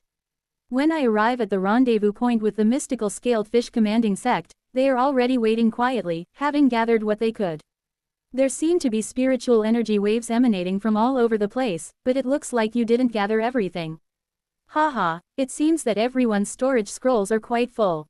To get what we want on the third floor, we need to leave some space. I see. Then shall we get going? Sounds good. Hyeongui smiles and leads us onward. We arrive at a narrow path covered with crimson flames. Hyeongui frowns as he peers into the path. Having experience in tracking people before, I understand why. Someone has already passed through. The tracks are recent. Hayaongui's nose wrinkles slightly. Everyone, it seems that a prior traveler has passed through. We should hurry. These footprints likely belong to the demon race, I remark, looking at the various footprints.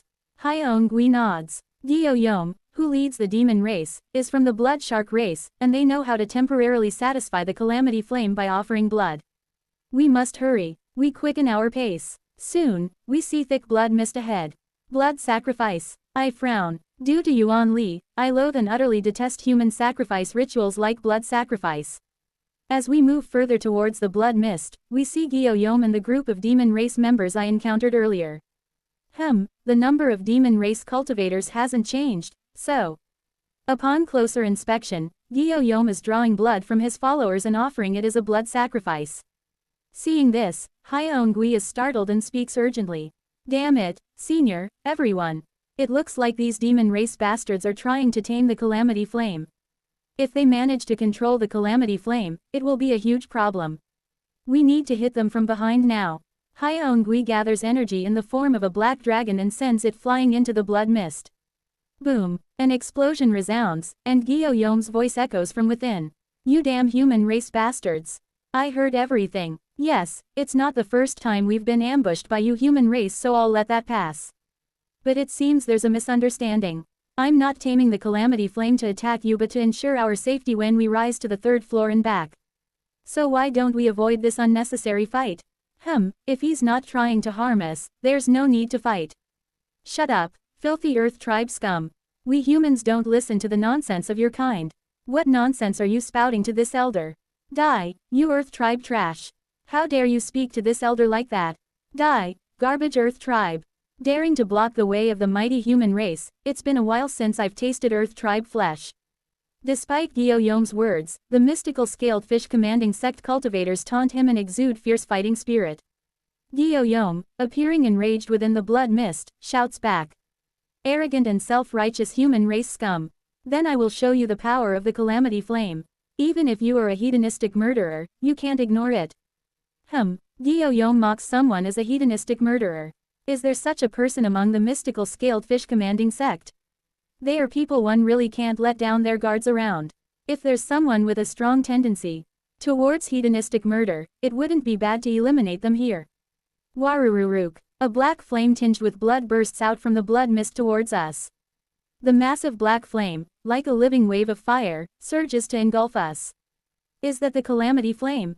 Sensing the pain and resentment within the black flames, I unleash ghost fire. Yes, it's a flame born of curses, that's what makes it terrifying. It's neither purely a curse nor purely a flame, so to suppress it, you need a curse sorcerer, a fire cultivator, and yin energy.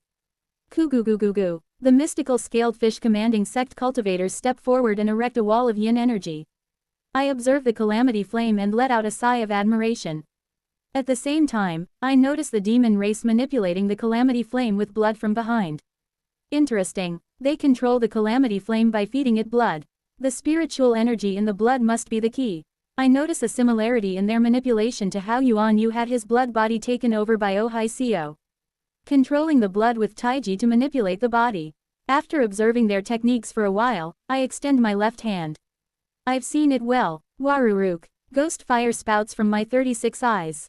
Then I should repay the favor. I raise my left hand and mutter. Yin Sol Yin Hun. Kuguguguhu. Curses pour out from my 7 orifices. Though I say 7 orifices, since my skulls lack nasal bones, all merging together, it's actually only 6 orifices. In total, 108 holes spew forth curses. My curses had already surpassed the limits of numbers like 108 or even thousands at the time of chi building. Since then, my curses have essentially needed to be judged more by their density and range rather than by their count. During the chi building stage, my curses filled a radius of 30 jong. During the core formation stage, my curses filled a radius of 300 jong. At the nascent soul stage, my curses filled a radius of 30 li. And at the heavenly being stage, my curses filled a radius of 3000 li. Then, what about now that I have reached the 4-axis stage? I exhale. Even the mystical scaled fish commanding sect cultivators, excluding the enemy demon race members, have looks of astonishment on their faces, their eyes bulging. Even Hayaongui, who always subtly looks down on and ignores me, can't help but show a look of interest at this moment. Ghost curse Gui Zhou. Chua. The entire Dao departure layer of the second floor of Lofty Dragon True Person's storage scroll turns pitch black. The few other heaven tribe groups except the human race, demon race, tall tree race, and paired wings race. The cold spirit race, spirit scale race, and leaf race cultivators have just reached the end of the water flow layer and are at the entrance to the Dao departure layer. There's nothing of value aside from the turbid devil liquid inside the fire corpses. Since none of us are devilish cultivators, it's best to sell it to a cultivator who practices devilish arts later. Well, turbid devil liquid isn't bad, but it's quite disappointing considering we risked our lives fighting the fire corpses. Aside from the fire corpses, everything on the first floor was taken by the human race, demon race, and 4-axis stage seniors, making it hard to find anything worth taking. They all sigh in unison. Well, it's to be expected from the peach garden painting like water flow layer. Let's keep our spirits up. The real treasures are in the Dao departure layer. We don't need to go to the third floor, just grabbing some Dharma treasures, method scriptures, or spiritual elixirs from the second floor will be worthwhile. That is true, the first floor was never meant for storing items. Then, let's head to the second floor. The group of 10 Heaven Tribe cultivators, now cheerful, prepare to ascend to the Dao departure layer. At that moment, Chi, quote. What is that? The faces of the 10 cultivators twist in shock, fear, and despair. What in the world is happening on the second floor? The second floor, the Dao departure layer. From the upper floor, a massive amount of curses cascade down like a waterfall. They flee in terror without even looking back. The world turned into a land of darkness. Even the calamity flame, which had been displaying its might before me, froze in place. I scrutinized the calamity flame. Considering the level of the entity that created it, it must have been much stronger when it was first made. If it had been at its full strength, not even I could have dealt with it. But its venom has weakened over time. Over tens of thousands of years, the calamity flame has significantly weakened. I reach out towards the calamity flame. It whimpers like a puppy needing to relieve itself, and as soon as my hand touches it, it begins to tremble violently. I start converging the curses scattered across heaven and earth into a single point. Kuurururuk. The curse formed this way exudes a venom comparable to the curse previously created by me and other curse sorcerers at the mystical scaled fish commanding sect. While it took combined efforts to create such a curse during the nascent soul stage, I can now do so alone at the 4-axis stage. The calamity flame, overwhelmed by the venom of my curse, shrinks completely, its enormous size reduced to smaller than a fist. Having consumed the blood of the demon race, it can neither escape nor take any other action, freezing in place. Watching this, Gui shouts. It's now. Extinguish it. The mystical scaled fish commanding sect cultivators, snapping out of their daze, unleash their spells to extinguish the calamity flame. In truth, the calamity flame had shrunk so much from the venom of my curse that spells weren't even necessary, a simple stomp would have sufficed, rendering their water attribute spells meaningless. Gui gestures to them with a meaningful gaze. How is it? Wasn't it worth following my suggestion? The mystical scaled fish commanding sect cultivators breathe a sigh of relief. As expected of Taoist Gui. I believed in you, hehe. On the surface, it seems like they are celebrating my recruitment, but I remain vigilant, sensing their uneasy intent.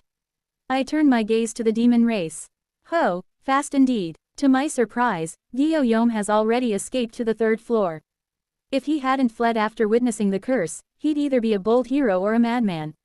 The other demon race members begin to notice Guillaume's escape belatedly. The faces of the heavenly being demon beasts turn pale as they meet my eyes. I, exuding the lingering venom of the curse from my 36 eyes, speak. Come here, I have a few questions. Once I've satisfied my curiosity, I'll let you rest peacefully, so don't worry.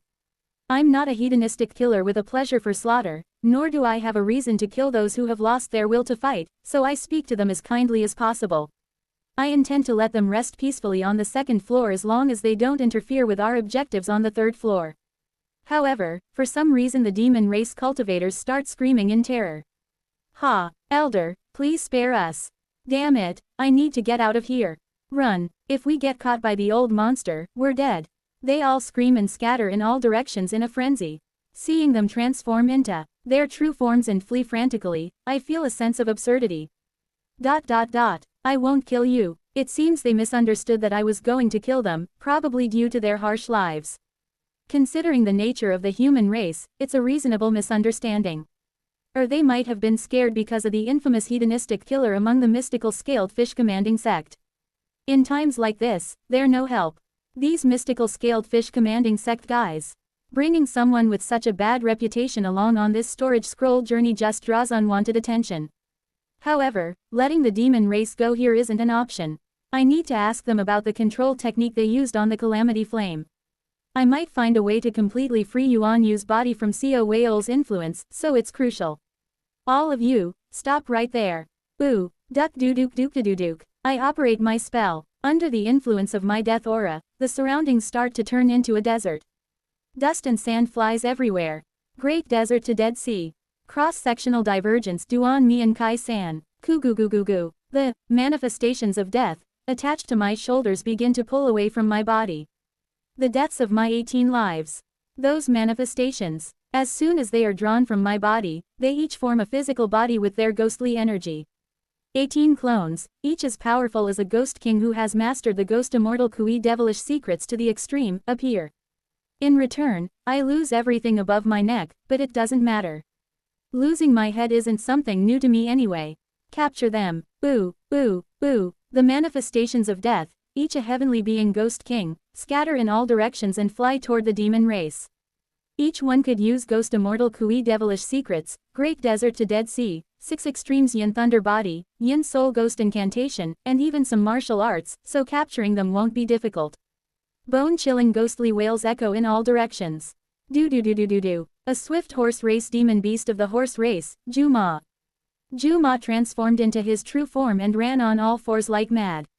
Please don't chase me, please. Heaven and earth divine spirits, please protect me. His mind is filled with the fear that the mad 4-axis old monster would chase him. He knew at a glance that this being is insane. From the first moment he saw that wicked old monster who proudly wore achievements on his shoulders like trophies, he vowed never to cross paths with him. Gyo Yom, that damned shark head. It's all because of his stupidity. But everything went wrong. That old monster is now going to capture and slaughter them to satisfy his desires. Perhaps it's remarkable that the mad old monster had restrained himself for so long. However, Ju-Ma has seen a few such maniacs in his 2,000 years of life. They were all unable to easily suppress their lust and would vent their dirty desires once every few days. And when they happened to hold back their lust, the intensity was much stronger when it finally exploded. The old monster has been quiet until now. But now that he has no reason to hold back, anyone caught by the old monster will become a part of his grotesque hobbies. Ju-Ma curses Gyo Yom madly as he runs. Fortunately, Ju-Ma is quite the fast runner. In the interior of the storage scroll, where flying through the air techniques like the gliding technique and the flying escape technique are restricted, Ju-Ma's speed is probably the fastest. As long as the 4-axis old monster doesn't deliberately chase after him, he can likely escape. Then it happens. Bang pa bang bang. Ju-Ma notices strange noises coming from behind him. Shivers run down his spine. He turns around, trying to calm his pounding heart. And Ju-Ma's eyes bulge in shock. How? One of the old monster's victims, attached to his shoulders. What is presumed to be a ghost creature controlled by the old monster is flying through the air, chasing after him. Flying escape technique and the gliding technique, and even flight using attraction force are forbidden here, so how are you flying? Boo! The old monster's ghost creature emits a spine-chilling ghostly wail as they fly towards Ju-Ma. Ju-Ma strengthens his entire body and runs even faster. For a moment, it seems as if he's gaining distance, but when he looks back again, he can't believe his eyes. Wu-Wong. The ghost creature appears to be creating a spherical orb above its hand. And as it absorbs the orb, the ghost creature's speed suddenly increases more than tenfold, closing the distance. If I get caught, I'm dead. If I get caught, I'm dead. If I get caught, I'm dead. If I get caught, I'm dead. If I get caught, I'm dead. If I get caught, I'm dead. Ju-Ma's breathing becomes ragged. But the ghost creature behind him, inscribed with circuit-like patterns all over its body, is steadily closing the gap. Heek. Don't come. Don't come. And no. He cries out in fear. Ju-Ma's pupils shake wildly. I'm so scared, that I'm losing strength. He realizes his legs are giving out. But he can't let that happen. He has to run faster. Even if it means burning my life force. However, Ju-Ma clearly hears it. The voice of the ghost creature forming hand seals and reciting an incantation.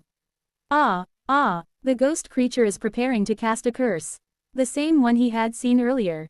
Yin Sol Yin Hun, ha, and so, Ju Ma, who had managed to run the furthest, the fastest, and for the longest, is finally caught. Chua, swimming up the chains from the second to the third floor, Gyo Yom grits his teeth. The demon beasts he had cast aside are probably being slaughtered by the cruel and wicked old monster. Perhaps their heads are kept alive and plucked to satisfy his repulsive hobby. The blood shark race is known to be as cold-blooded and cruel as the human race. But they are people too. Even Gyo Yom has his own conscience, his own morals.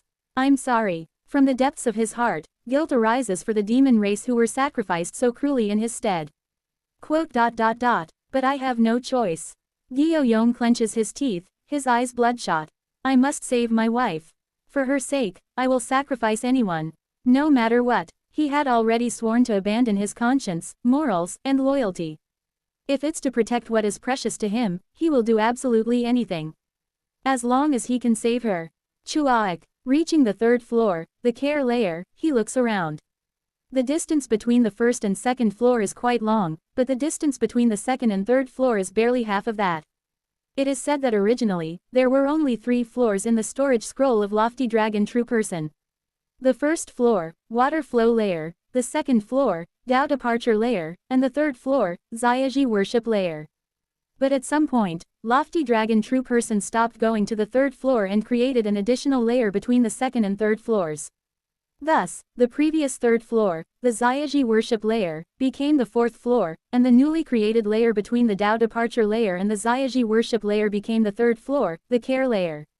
If the first floor is a peach garden painting and the second floor is a storage scroll, the third floor is a kind of altar.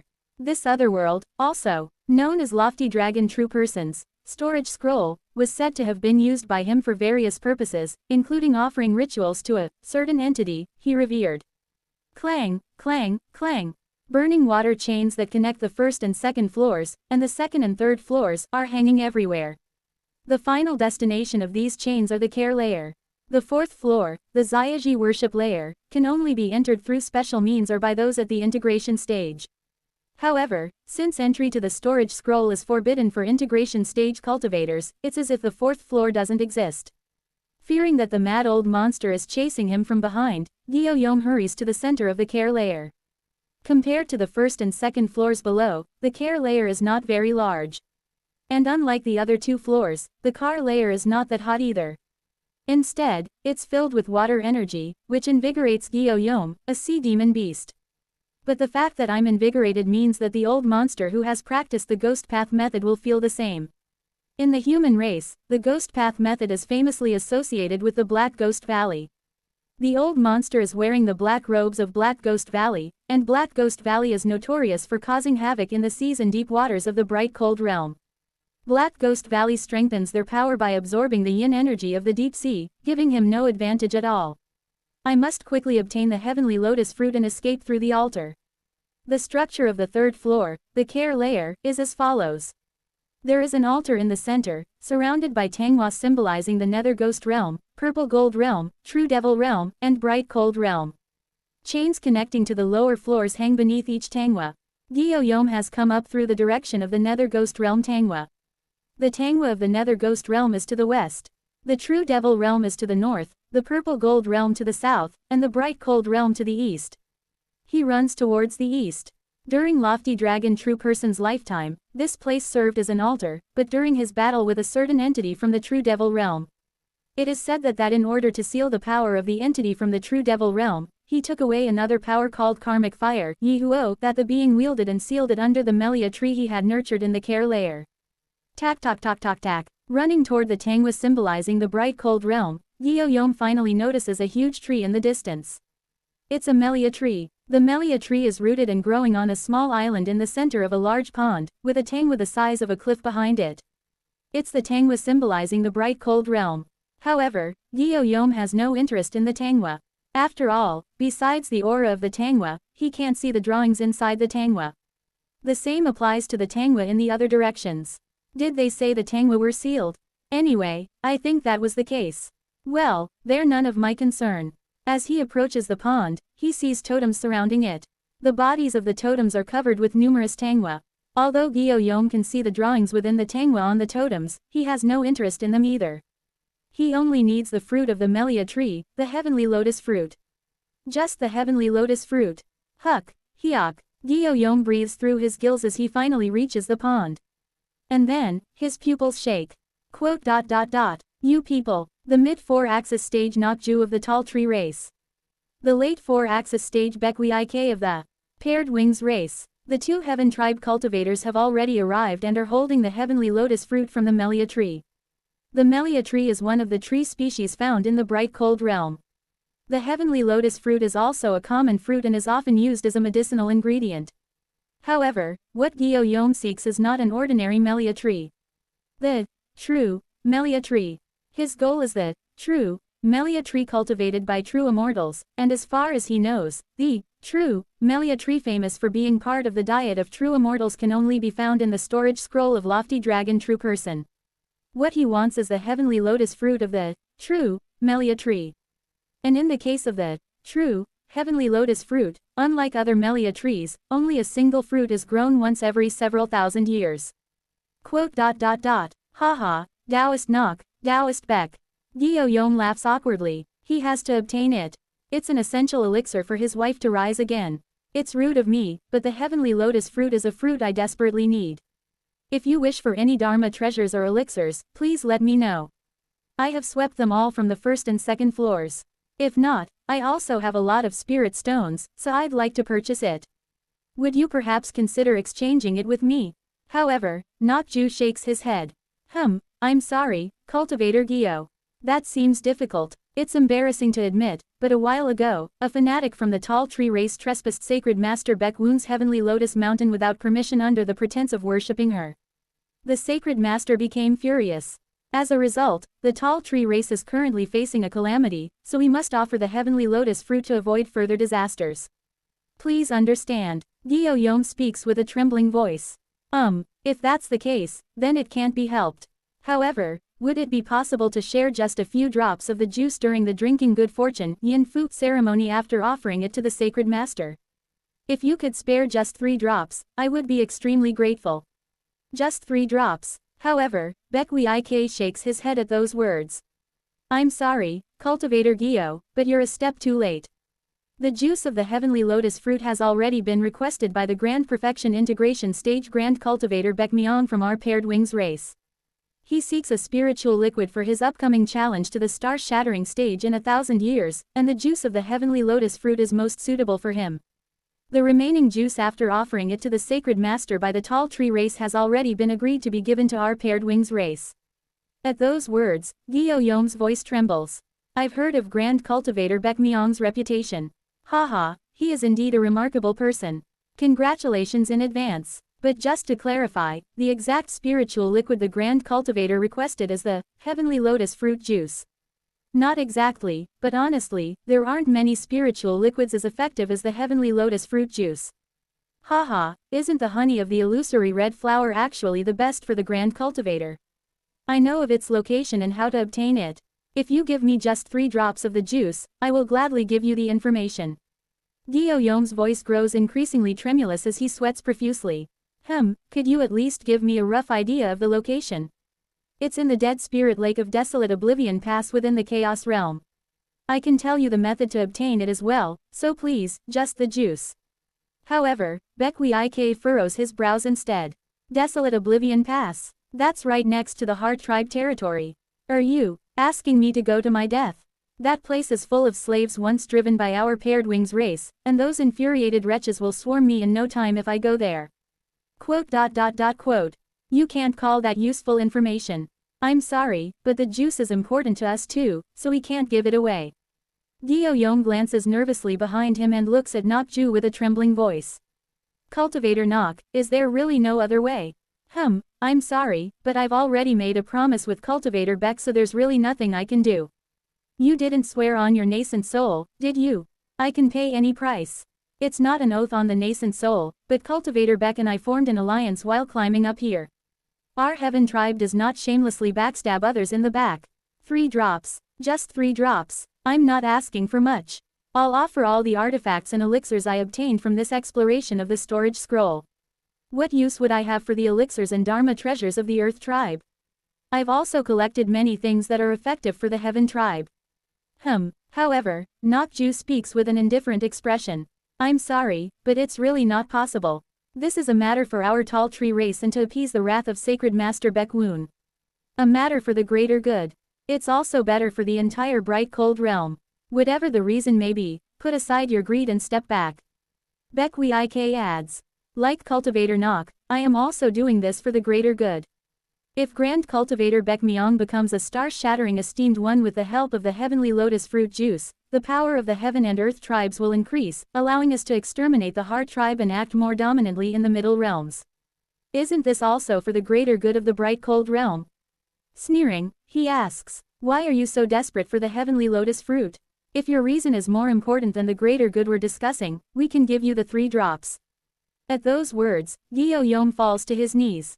Quote, Please, my wife, is on the verge of death. Her illness can only be cured with the heavenly lotus fruit. There's no substitute. If I just have 3 drops of the juice, I can at least attempt to make an elixir to save her. Gyo Yom, I'm begging you. Please show mercy. Both Nakju and Baekwi shake their heads at Gyo Yom's plea. Ridiculous. Are you saying your wife's life is more important than the calamity facing our entire tall tree race? That's right. The rise of our paired wings race depending on this goes without saying, but with the birth of an esteemed one, we can crush the Heart tribe's forces and reclaim our slaves, and perhaps even eliminate our worries about the Blood Yin realm. Yet you prioritize your personal affairs over such a significant cause. You should be ashamed. Gyo Yom bows his head to the ground, begging. 3 drops. Just 3 drops are enough. I beg you. This lowly earth tribe pleads with the noble heaven tribe, please. Nakju and Baekwi sneers. Baekwi especially laughs openly, mocking Gyo Yom. Ridiculous. Are you trying to undermine the greater good of the entire bright cold realm and the heaven and earth tribes for 3 drops of juice? What if the Grand Cultivator fails to become an esteemed one due to those 3 missing drops?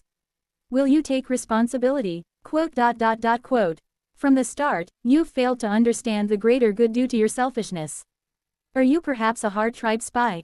Haha. Indeed, isn't it already suspicious that your wife desperately needs the heavenly lotus fruit, which the heaven tribe's 2 heads have their eyes on?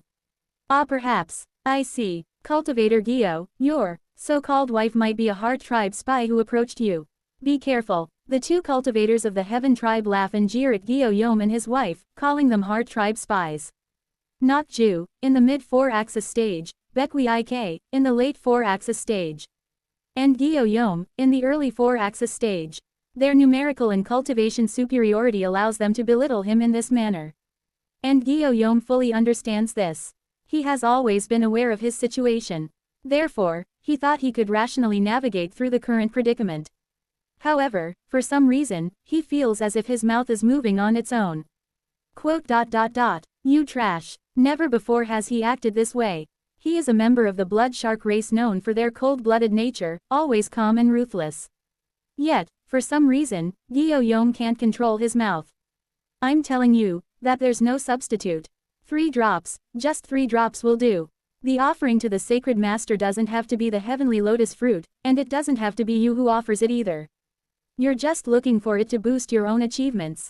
Was it just once or twice that you bastards from the tall tree race barged into the heavenly lotus mountain like imbeciles all willy-dilly and courted disaster? How many times have we seen you seeking offerings to ward off calamities? Everyone in the bright cold realm knows of it. You don't really need the heavenly lotus fruit. Gyo Yom's eyes turn to Baekwi. His eyes are bloodshot. You're the same. Benefit for the heaven and earth tribes.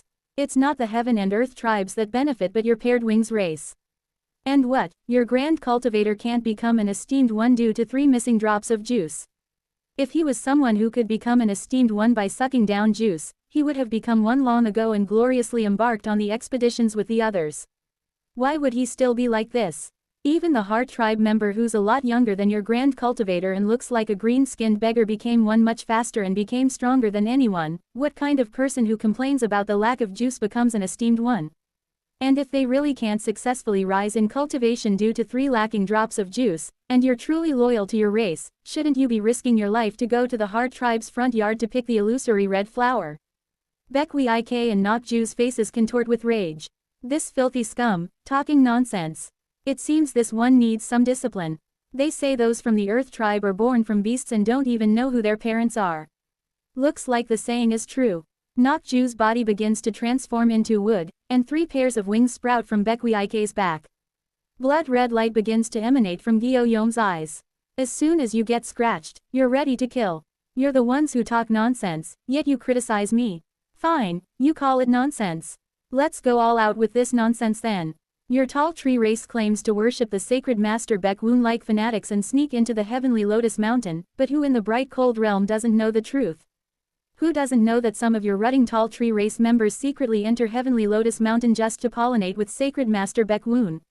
Why would the merciful sacred master bring down calamity just for entering the mountain? It's because you always cross the line that calamity befalls you.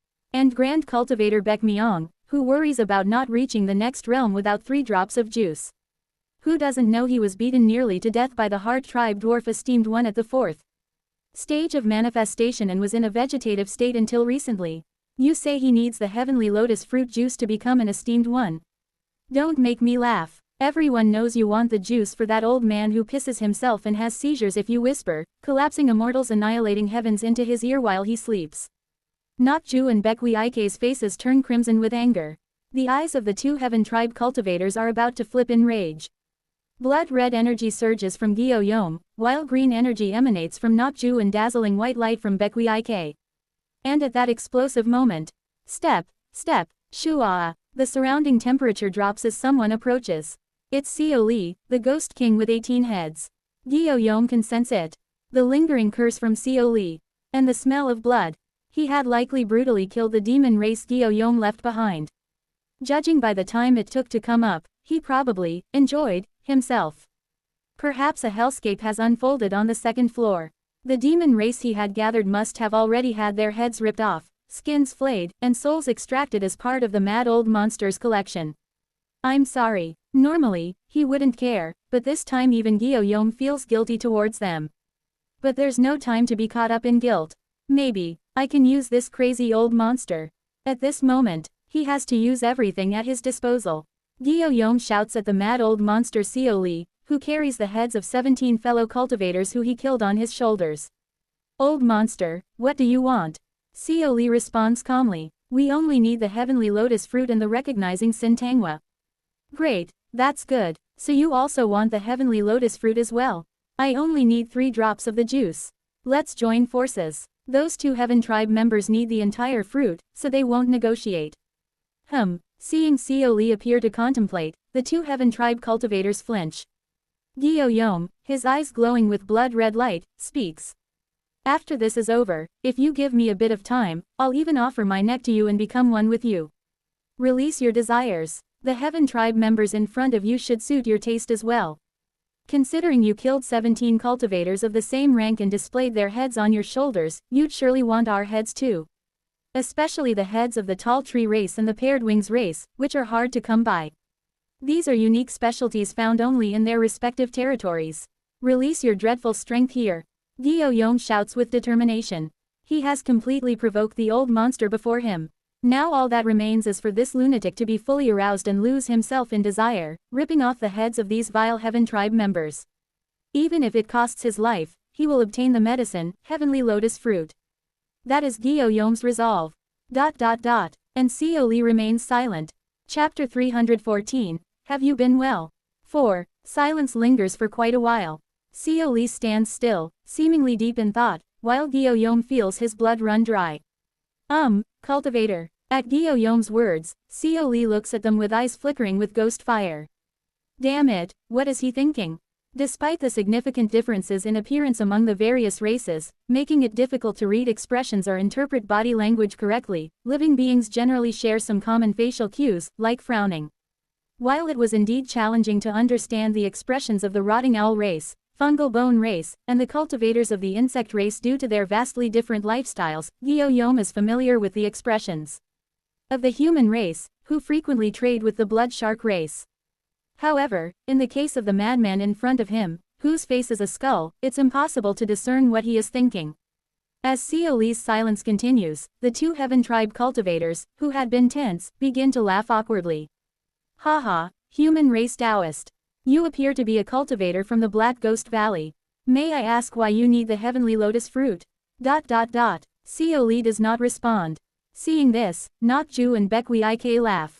If it's spirit fruits you need, we can compensate you later with fruits cultivated by the tall tree race, such as the tea energy fruit, the sea orchid fruit, the deep sea fruit, the island flame fruit, and such. As a cultivator from the Black Ghost Valley, wouldn't these spirit fruits with deep sea attributes be extremely useful to you? Our paired wings race will also offer compensation if you yield the heavenly lotus fruit.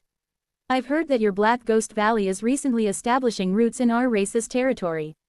We are willing to support the Black Ghost Valley at the racial level, so don't listen to that Earth Tribe scum. Let's band together as fellow Heaven Tribe members and kill that Earth Tribe scum. What do you say? Finally, Seoli opens his mouth. No, what did he say? Please say that again. The 3-4-axis cultivators focus on Seoli. Then, Seoli speaks a little louder. I'm saying, I'm not a crazed hedonistic murderer. Quote.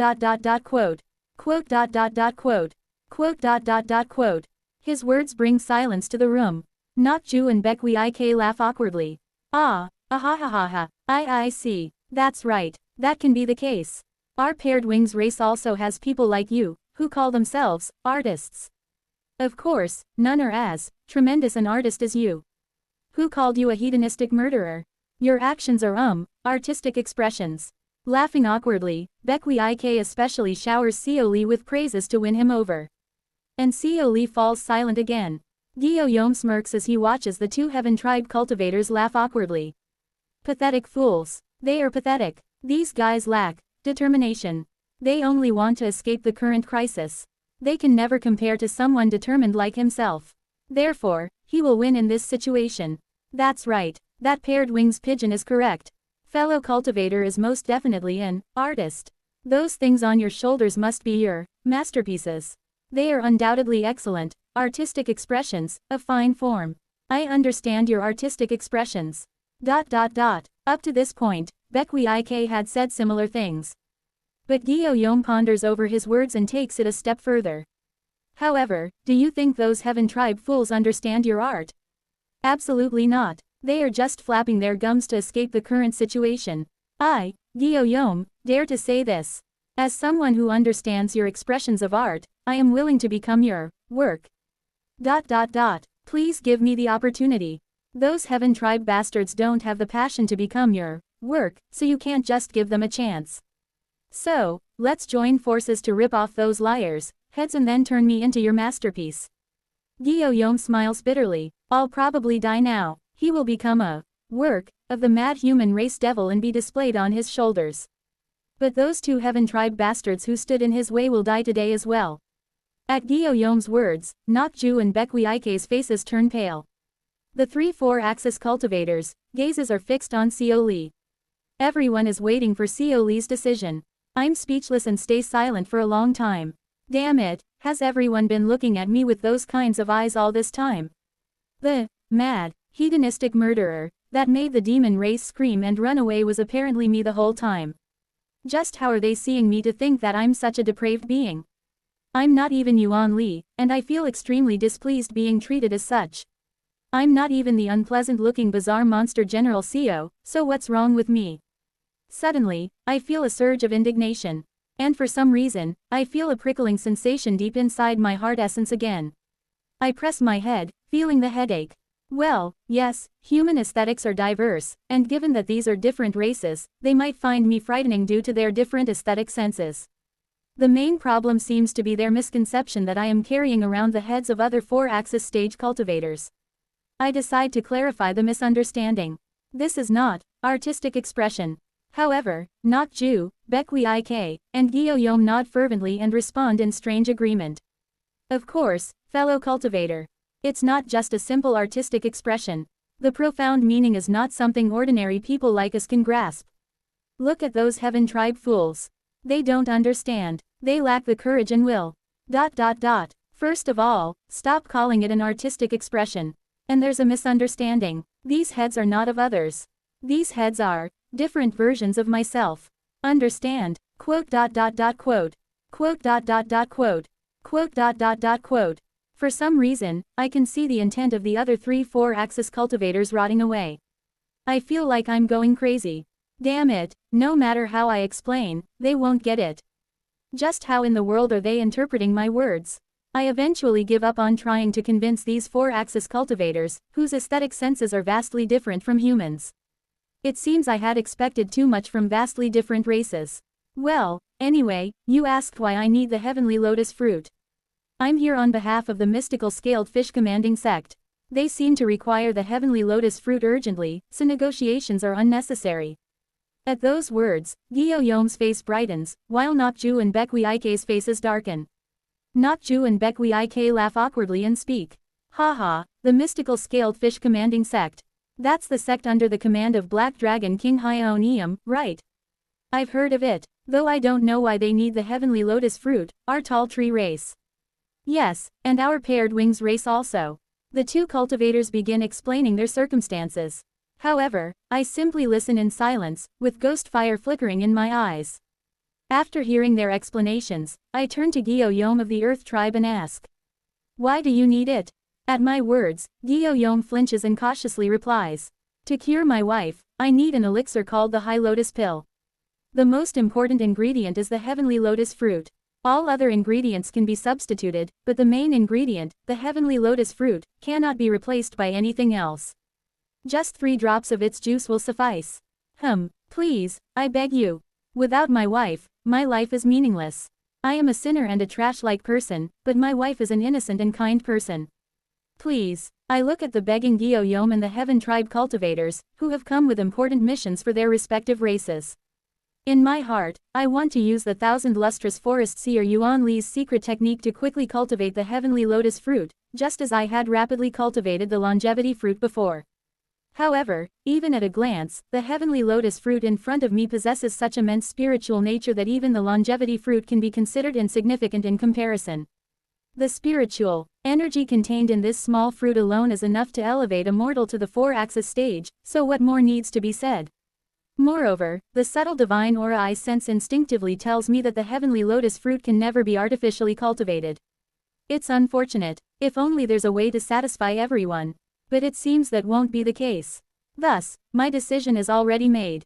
I'm sorry, but from what I've heard, you 2 seem to have substitutes, but it appears that both I and this fellow do not. Gyo-Yom's wife, and the mystical scaled fish commanding sect. Both require the heavenly lotus fruit for their purposes. The mystical scaled fish commanding sect also has the significant goal of escaping Hyeonium's grasp, so their justification isn't lacking. Of course, there's no need to explain all this, so I look at Gyo-Yom and speak concisely.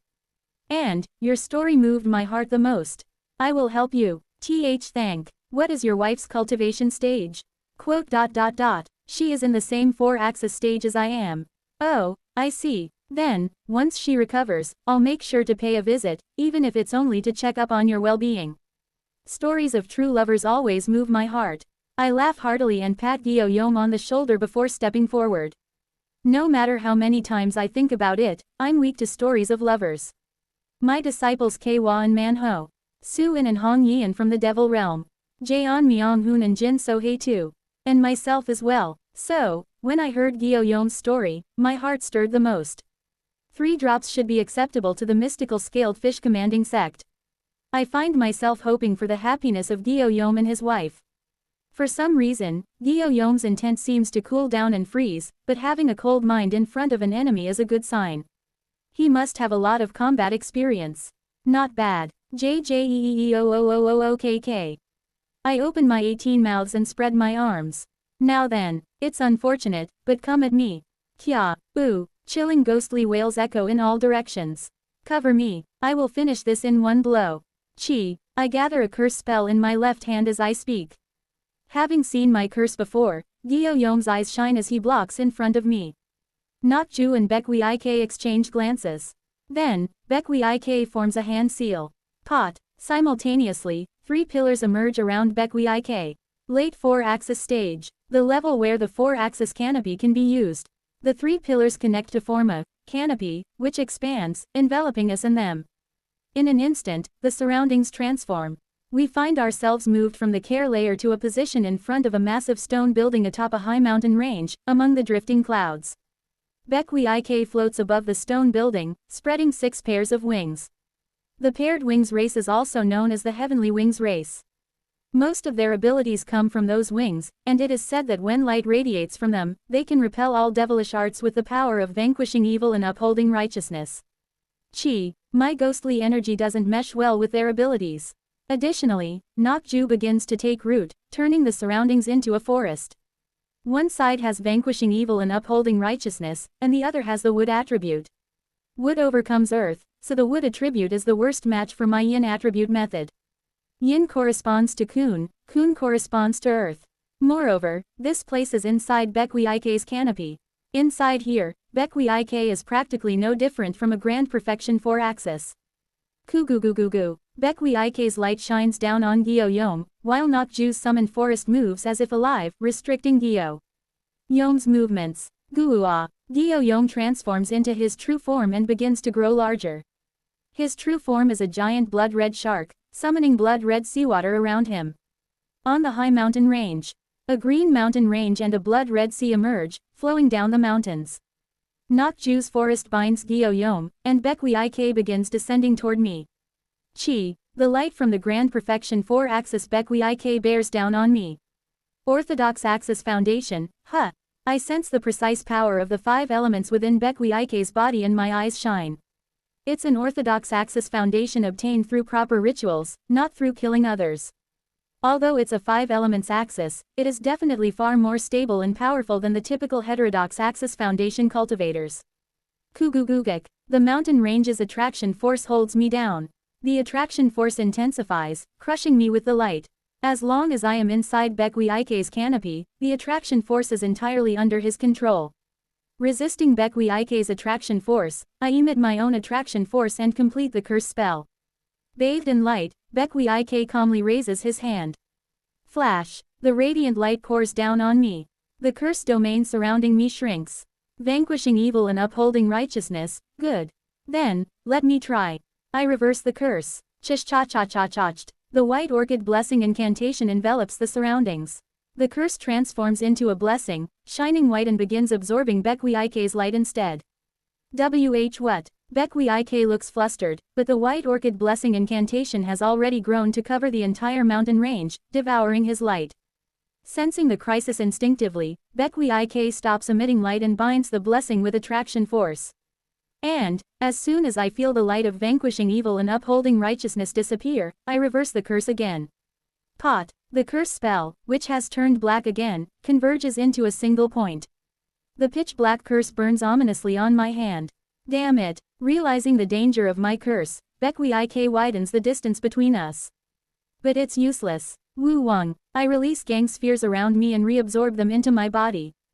Boong. In an instant, I reach in front of Bekwi Ik and thrust the curse towards him. Ahhhk. Get away. That'd be difficult. I dodge the clumps of light he fires and close the distance to him. Sensing the danger, he urgently projects light from his wings. Instead of radiating light as before, the wings split into thousands of pieces. The fragmented wings become hands of light, flying towards me. I try to dodge, but the attraction force slows me down, and I am eventually caught by the hands of light surrounding me. Got you, now die. Got me. With the curse spell still on my left hand, I ignite ghost fire. Kikijik. Circuits begin to engrave themselves across my body. Simultaneously, an enormous power surges through me. Kukugugugek. Ignoring the hands of light with sheer force, I begin approaching Bekwi Ik. He shouts in shock. I am impossible. It shouldn't be ineffective against a ghostly being. Stay away. Quaduduk. In addition to the hands of light, the attraction force also ensnares me. But I continue to take one step at a time, closing the distance towards him. Bekwi Ik looks terrified, but the distance between us steadily decreases. Since the hands of light binding me are emanating from his back, he can't flee. Heavy. However, as I get closer, the attraction force grows stronger, slowing my steps. And when I am about 5 steps away from him, Kududuk, suddenly, trees sprout from the ground and entangle me. Gyo Yom, who had been fighting Nokju evenly, seems to be running out of stamina and is being pushed back. Having found some leeway, Nokju sends support in this direction. Trees, hands of light, and attraction force. Unable to overcome this combination, I finally fall to my knees. Crash! I collapse to the ground. Huff, huff huff hoo, you were being cocky, but is this all? Despite being called the Asura race. Then, I open my mouth. Jiuk. Simultaneously, one of the faces attached to my shoulders retract into my body and emerge from my mouth.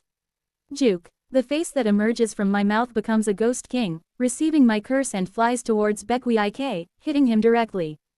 Exclamation mark. Yak. Bekwi Ik screams so loudly to the point his eyes roll back, and he begins convulsing after receiving my curse. At the same time, his hands of light and the attraction force. And the entire 4-axis canopy begins to scatter. Before I know it, we are back in the care layer, with only Bekwi Ik thrashing before me. Bekwi Ik foams at the mouth and writhes in pain. An excruciating torture for a 4-axis cultivator that can't easily die from a heart attack. In the end, unable to endure the pain, Bekwi Ik disintegrates his own heavenly circle and earthly bearings to commit suicide. After watching Bekwi Ik's soul drift away through the plane of soul to its place of resurrection, I turn to look at Gyo-Yom fighting Nokju. Gyo-Yom is being pushed back by Nokju, but my joining the fight is inevitable. Moreover, I see the cultivators from the mystical scaled fish commanding sect from the distance approaching to join us. You're finally here. Help me subdue this tall tree race person. Apologies for the delay. There were a few things to handle below. Let's proceed with the support. With the aid of me and the cultivators from the mystical scaled fish commanding sect, Nokju gradually begins to be overpowered. Gyo-Yom endures Nokju's attacks from the front, while I launch curses and ghost claws from behind, polluting Nokju's forest. The yin energy of the mystical scaled fish commanding sect devastates the forest. And strangely, Hyaongui is nowhere to be seen. Hyaongui is at the lakeside with the Melia tree. He's examining the tangwa attached to the totems around the lakeside. The tangwa all boast of exquisite artistry, but occasionally, there are bizarre ones. For example, a painting that is so blackened with ink that it appears more like black paper than a tangwa. However, Hyaongui's face lights up with joy as he looks at the black paper. Found it. The Western Heaven Tangwa, Shitian Zhenghua 2. His hand reaches for the black paper and grabs it forcefully. At the same time, a wave emanates from the center of Hyaongui and the black paper. It's a wave connected to the oldest existence. The wave spreads unnoticed by anyone. From the care layer to the Tao departure layer, from the Tao departure layer to the water flow layer, from within lofty dragon true person's storage scroll to the dead earth domain. And from the dead earth domain to the swiftwind domain. The wave is so subtle that no one notices. Bang! My curse strikes Nokju's arm, causing it to start decaying. In the end, perhaps having made some decision, he stops fighting Gyo-Yom and me, and starts running towards the altar in the center of the care layer, clutching the heavenly lotus fruit. But I start accelerating. Time slows down. Simultaneously, I use Mountain Lord's soaring flight, dashing towards Nokju. Nokju looks back at me, gritting his teeth. Kurgle, come here. Shouldn't you be with your comrades? Come and let's share a talk. Spewing ghost fire from my 18 heads, I charge at him. Nokju, meeting my 36 eyes, shuts his eyes tight and throws the heavenly lotus fruit far away before plunging himself into the altar. Simultaneously, his body is enveloped in light and disappears. I catch the heavenly lotus fruit he tossed and look at the altar. Hyaongui approaches me and laughs. Haha. Originally, the altar in the care layer was a gate to the Zyaji worship layer, but unless the proper ritual is performed, it won't lead there but instead expel the target outside. Of course, it can be used simply as an exit, but since it ejects rather harshly instead of through the proper exit, it causes significant strain on one's vitality. If one's life force isn't equivalent to that of the 4-axis stage, most prefer to use the proper exit gate. I see, he escaped, then. It's a good thing. We obtained the heavenly lotus fruit. Haha, now, we only need to get the recognizing Sintangwa. Is that so? Is the recognizing Sintangwa over there? Yes, it's among those totems. However, all those Tangwa paintings hanging on the totems are directed towards the Melia tree. It's a kind of seal. The power of karmic fire that was once possessed by the entity from the true devil realm is sealed in the Melia tree, and the Tangwa paintings are preventing its heat from leaking out. So, we must be careful not to damage the formation while retrieving them. It will take a bit of time. Understood. I'll hand over the heavenly lotus fruit first. I just need to help find the recognizing Sintangwa as well. That would be appreciated. Ah, and I have a request. What is it? I speak while gesturing towards Gyo-yom. We obtained the heavenly lotus fruit from the heaven tribe thanks to his help. How about giving him some of the fruit juice? Of course. Would a cup's worth be sufficient? That should do. How long will it take to find the recognizing Sintangwa? About 1 meal's time. Please wait a moment. Got it. I nod. Hyeongui approaches Gyo-yom, extracts the juice from the heavenly lotus fruit, and pours a cup into a small gourd flask for him. Tears flow from Gyo-yom's eyes as he thanks Hyeongui. Looking at the juice, he turns his gaze to Seo-lee. Now it's time to settle the debt. Since he made a request to the devil, it's time to pay the price. He approaches Seo-lee hesitantly. I have one request. What is it? Before you turn me into a work of art, please allow me to deliver this juice to my wife. Seo-lee remains silent for a moment and then sighs as if something is unfair. As blue breath spews from his 18 mouths, Gyo-yom flinches. I won't turn you into a work of art. Pardon, go to your wife. I'll let you go. Is that really true? Seo-lee, attempting to show the warmest expression possible, speaks. Though, being only a skull with no expressions, it only sends chills down Gyo-yom's spine. Didn't I say previously, I enjoy stories of lovers. I wish you and your wife all the happiness. I'll visit you later, even if it's only to inquire about your well-being. Is it fine to look for Gyo-yom of the blood shark race? I'm asking you a question. If I answer, will you let me go? Well, of course. Due to the kindness Gyo-yom had shown, Seo-lee had gained many treasures and opportunities in the ancient palace. He also helped in obtaining the heavenly lotus fruit, so Seo-lee has grown quite fond of him. Though his intent shows a bit of fear towards me, if I meet them often and show them that appearances aren't everything, we might become friends. I wonder what gift would be good when visiting the sick. While Seo-lee is pondering such thoughts, Gyo-yom nods slowly with a pale face. If you come to the blood shark race territory, I will contact you. Good. A promise is a promise. Yes. Exhausted from the fight with Nok-ju, Gyo-yom bows to Seo-lee and walks wearily towards the altar, almost collapsing. He ascends the altar, and a white light envelops him, transporting him outside. From then on, Gyo-yom never went to the blood shark race territory again, nor did he contact Seo-lee. And Seo-lee noticed something below the altar when Gyo-yom was expelled by the white light. I saw characters briefly shining brightly under the altar. They resembled oracle bone script. This is, having learned the common language of the heaven tribe in the bright cold realm, and various basic knowledge, I recognize the oracle bone script.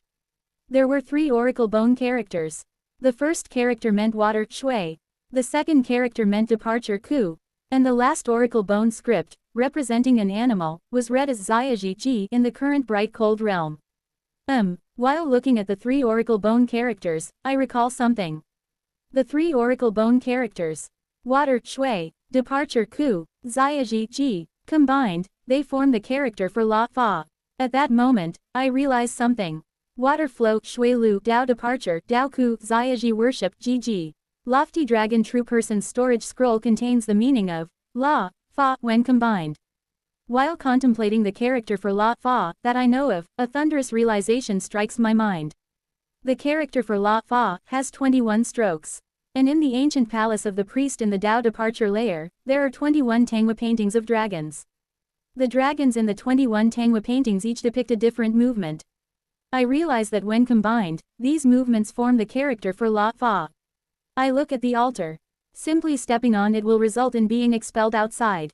However, if taken with the proper form, the altar is said to open the gate to the Zyaji worship layer. Wu Wang, I revert my Ghost King transformation. And assume a stance in my human form. Let's see if I can recall the dragon form Soaring Claw. The dragon form Soaring Claw, inspired by the movements of the yellow dragon Gyu Ryan. Recalling the poses of the dragons in the Tangwas, I adjust them to suit the human form through the dragon form Soaring Claw. By ensuring that each movement reveals a stroke, I make it so that combining all the postures reveal the character for la, fa, just like in the Tangwa paintings. As I already made the dragon form Soaring Claw once, it isn't difficult. I begin to perform the dance depicted by the dragons in the Tangwa paintings in my human form. A total of 21 movements. ascending the altar, before being expelled outside. I move fluidly through the 21 movements. At the same time, I feel my vision split into two. This is thunk. Simultaneously, I feel my body being expelled off the altar. Yet at the same time, I am standing on the altar. This is. I look up at the altar. Simultaneously, I look down from the altar. There's a me, both above and below the altar. The me on top of the altar is semi-transparent, and it seems like only I can see it, as the people from the mystical scaled fish commanding sect don't notice it at all. Since I have seen this semi-transparent me once before, I'm not too surprised. Quote. Dream body. It's the dream body that one has to create when passing through the side path to the nether ghost realm if one has not practiced the ghost path method. I recognized that the flesh of dreams in my body had split. Rather than a clone, it feels more like having an extra pair of hands and feet. It feels like I have gained a new set of hands. I try controlling the dream body. Simultaneously, I examine the altar through the eyes of the dream body. Even the ghost path method couldn't detect this. Why is this here? I murmur in disbelief. Above the altar, through the eyes of the dream body, I see the entrance to a side path. It's almost identical to the side path in the Black Ghost Valley, with the only difference being that a large beast with horns is embossed on the gate. I cautiously enter the side path with the dream body. This place, it's calm. I instinctively realize that this side path is entirely different from the one I had entered last time. It isn't just a different side path. It's deep. Literally, it is overwhelmingly deep. Despite being the same Ashen world, I instinctively know that this side path is far deeper than the side path in the Black Ghost Valley. Remaining vigilant, I walk through the side path. How long have I walked? Finally, I reach the end. This is the Zyaji worship layer. I open the door on the other side of the side path with the dream body. Senior, could you please help me for a moment? I ask, looking at the approaching Hyeongui. What do you need help with? Since we've extracted the recognizing Sintangwa, we need to stabilize the seal. Otherwise, the karmic fire will escape. Alright, what do you need me to do? Please provide us attraction force. Oh, I see. I stand up. Then, placing a hand on Hyeongui's shoulder, I activate a curse. Chi. The curse envelops Hyeongui. It feels like you're lying. Speak honestly. What are you plotting? As I glare at him with piercing eyes, Hyeongui smiles faintly. Everyone, he's noticed. Attack now. At that moment, the cultivators from the mystical scaled fish commanding sect unleash their four symbols nascent souls behind them. Kugugugugu. Dark power envelops them, and in an instant, 3 of their grand perfection heavenly being stage cultivators strengthen to the early 4-axis stage. 6 nascent soul stage cultivators became as strong as 6 heavenly being stage cultivators. As expected, you planned to betray me all along. Haha, even if you are a senior, you can't. Boom, I detonate the curse on Hyeongui. Die, you bastard. As expected, they betrayed me. I immediately kill Hyeongui, who was the most significant threat. Hyeongui's body below the neck is entirely rotted by my curse, and even his nascent soul dissipated completely. However, I feel a bizarre chill. Hyeongui's face is filled with shock, astonishment, and fear. But it's clear, in his final moments, his intent was not astonishment but annoyance. I felt the intent of annoyance, relief, and indifference from him. How could anyone emit the intent of indifference at the moment of their death? This guy, it feels just as unsettling as when I killed Seo Weol. But unlike with Seo Weol, I didn't remove the skin mask and completely rotted Hyeongui's remaining head to obliterate it. And it seems that Hyeongui was quite an important figure to the people of the mystical scaled fish commanding sect, as they are all infuriated. You bastard. You killed cultivator Hyeon. We'll kill you. No matter if you're an old monster of the 4-axis stage, we won't forgive you. It's laughable. Do you think you can oppose me? I cast Ghost King transformation once more. Then it strikes me. Wait, these guys. 3 at the heavenly being stage, 6 at the nascent soul stage surrounded me. Their real strength is 1 stage higher due to the 4 symbols nascent souls, but there are clearly 9 of them. Weren't there nascent soul cultivators? I hurriedly look around. Then, I spot a nascent soul disciple of the mystical scaled fish commanding sect holding the heavenly lotus fruit in one hand and a tangwa depicting a beast with a large horn in the other, near the Melia tree lake with the totem poles. The beast depicted is exactly like the one on the gate of the side path. You, what are you trying to do? The disciple of the mystical scaled fish commanding sect grins and brings the heavenly lotus fruit to the Tangwa, shouting.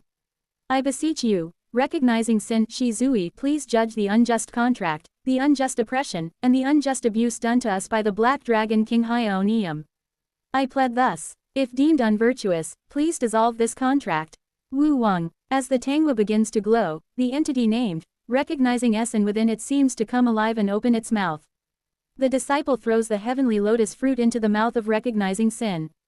Then, the eyes of recognizing sin begin to shine, and that light flows into the bodies of the mystical scaled fish commanding sect cultivators. At the same time, a bright gleam appears in their eyes. It worked. We're finally free from that bastard Hyeonium. We're free. Brace yourselves. Determination burns in their eyes. Now that Hyeonium's restraints are gone, we can stake our own lives. Warurururu. I sense the atmosphere growing tense. They are burning their life force. Those who were at the heavenly being stage now rise to the mid-4-axis stage. The disciples who were at the nascent soul stage have now each reached the grand perfection heavenly being stage. They form a formation and attack me, and I face them with the Mad Lord's circuits enveloping my entire body. Boom, boom, boom, the entire care layer trembles. Initially, I'm a bit flustered, but I soon start to push them back. No matter how much life force they burn, our overall skills are on different levels. This just tickles. Die. I unleash ghost fire all over my body and begin to operate Great Desert to Dead Sea. Heaven and earth spiritual energy converges towards me. And then it happens. Now, activate. What? Clang, clang, clang. Suddenly, thousands of chains spring up from the floor of the care layer. I discover where these chains come from. This is a trap. Beneath the care layer, the first water flow layer, the second Tao departure layer. Chains connected to the spiritual veins throughout the first and second layers intertwine. At the same time, a powerful attraction force emanates from the lakeside of the Melia tree. You bastards. The traps set then weren't for other races. The traps set by the disciples of the mystical scaled fish commanding sect in the water flow layer. I thought those traps were to make it harder for the other races following us. But no, those traps were meant to catch me off guard. Only now do I understand Hyeongui's self-congratulation. They had celebrated not because they recruited me, but because they had laid traps to stab me in the back. I marvel at Hyeongui's thoroughness, while simultaneously looking at the rotting remains of his corpse, who died in such a futile manner. Just what's his deal? Clang, clang, clang. I can't resist. The chains are one thing, but the attraction force from the lakeside is too strong. Now that we've extracted the recognizing Sin Tangwa from the seal will be unstable. Hence, you must become the new axis of this seal. The disciples of the mystical scaled fish commanding sect glare at me as they speak. Consider it the price for killing Hyeongui. You damned mystical scaled fish commanding sect bastards, you were planning to stab me in the back all along, even without Hyeongui. I struggle violently, and each time, the chains set up by the mystical scaled fish commanding sect rattle. It's noisy. You've lost, so stop struggling and accept your fate. Damn it. Splash. Drawn by the attraction force, I'm pulled into the Melia tree lake, bound by the chains. My strength. The lake water isn't ordinary. As soon as I fall into the lake, I become unable to use any form of strength. It feels as if all my strength is nullified. I can use spiritual power, but physical strength itself is ineffective. However, my spiritual power is bound by the black chains, effectively sealing me completely. I grit my teeth but soon calm my mind. Well, it doesn't matter. They will eventually release me. With their own hands. It's over. Though we captured the old monster, disciple Hyeongui is dead. To think the one who devised the entire plan has died like this. Mystical scaled fish commanding sect has lost its strategist. What do we do now? There were sacrifices, but we have become free. The only witness to our newfound freedom has become the axis of the seal. The seal is intact, and the secret is safe. Hyeonium won't know immediately, so let's report to the Grand Elders. Before Hyeonium finds out, we need to find a new Grand Cultivator to back us up. Understood. They mourn Hyeongui's death and gather the recognizing Sin Tangwa and the fortuitous opportunities they obtained from the storage scroll. With that, they descend from the third floor with their newfound freedom. Unnoticed, Seo Lee spread the mysterious bizarre GU among all of them with the record of transcending cultivation and exhausting martial arts. Unbeknownst to them, they are being assimilated by Seoli as they pass through the Tao departure layer and water flow layer, exiting the storage scroll of lofty dragon true person. A nascent soul disciple of the mystical scaled fish commanding sect asks a grand perfection heavenly being grand elder. By the way, senior brothers, who do you think should be our new grand cultivator backer? Ung Yian, Gai Jin, and Hun Wan all belong to their respective sects, so they aren't suitable. Wei Ryong-son and Wei Su are busy with the Grand Alliance, and Grand Alliance leader Junja cannot favor any one sect. So, that leaves Gal Mike, Tae Yal Jaeon, and the newly appointed Grand Cultivator Seo Eun-yun. The nascent soul stage disciple nods. Among those three, who do you think it will be? Well, Grand Cultivator Gal Mike still hasn't built up a force after all this time, so it will likely be the same this time as well. As for Grand Cultivator Tae Yal Jaeon, it's hard to even know what they're up to, so I don't know. In my opinion, Grand Cultivator Seo Eun-hun is the most likely. Why do you think so? He's the newest, has no power base, and is young. He will likely welcome having a power that was a former 5 great sects of the human race under his command. What about Tae Yal Jaeon? Well, I think, trying to forget Hyeon Gui's death, they enthusiastically and cheerfully rise to the sky from the illusion formation outside the storage scroll. Soon after, swoosh, the 10 members of the mystical scaled fish commanding sect emerge through the sky under the waning moon. Then, let's head out, huh? And they flinch. Before the celestial pond, someone is standing. It's a blue-haired man, wearing blue robes and wiping his hands. Next to the man are the corpses of Gyo Yom and Not Ju, whose heads have been severed, with blood splattered everywhere. Wearing a gentle expression, he wipes his bloodied hands with a torn piece of Gyo Yom's clothing and tosses the cloth aside. The blue-haired man with the face of Seo Eun-yun speaks to the disciples of the mystical scaled fish commanding sect. Have you been well, Taoist Seo? And the eyes of the disciples of the mystical scaled fish commanding sect flip as the mysterious bizarre Gu within them begins to react violently. Chapter 315, Not a Lord Jun 1. How, I, who sank to the bottom of the lake in the care layer. I, who just arrived at the Zyaji worship layer. And I, who transformed into the mysterious bizarre Gu and entered the bodies of the cultivators of the mystical scaled fish commanding sect. All of me cry out in shock at the same time. How are you here, Seo Weol? Ah, is that what you're curious about? Seo Weol says with a kind smile. Why, isn't there a teleportation array in Black Ghost Valley? As a Grand Cultivator, I formally requested to use the Black Ghost Valley's teleportation array. By using the Nether Crossing ship at the Black Ghost Valley in the human race, I was able to teleport to the Nether Crossing ship in the Swiftwind domain and arrive just in time. You bastard, I speak through the mouth of a disciple of the mystical scaled fish commanding sect. That's not what I'm asking. How did you break out of the barrier in just 500 years? The barrier I set up was no ordinary barrier. It was designed to be extremely difficult to break before 1,000 years had passed, with the condition that it would automatically release after 1,000 years. Of course, someone at the integration stage could simply tear it apart and escape, but Seo Weol is certainly not at the integration stage. It's possible to glimpse 2 stages above his own by combining the powers of heaven, earth, heart, and puppet. However, even though Seo Weol might be able to use heaven, earth, and puppet, it's absolutely impossible for him to use my formless sword at the level of tribulating heavens. How did you do it? At my question, Seo Weol smiles faintly. Why are you so concerned, Taoist Seo?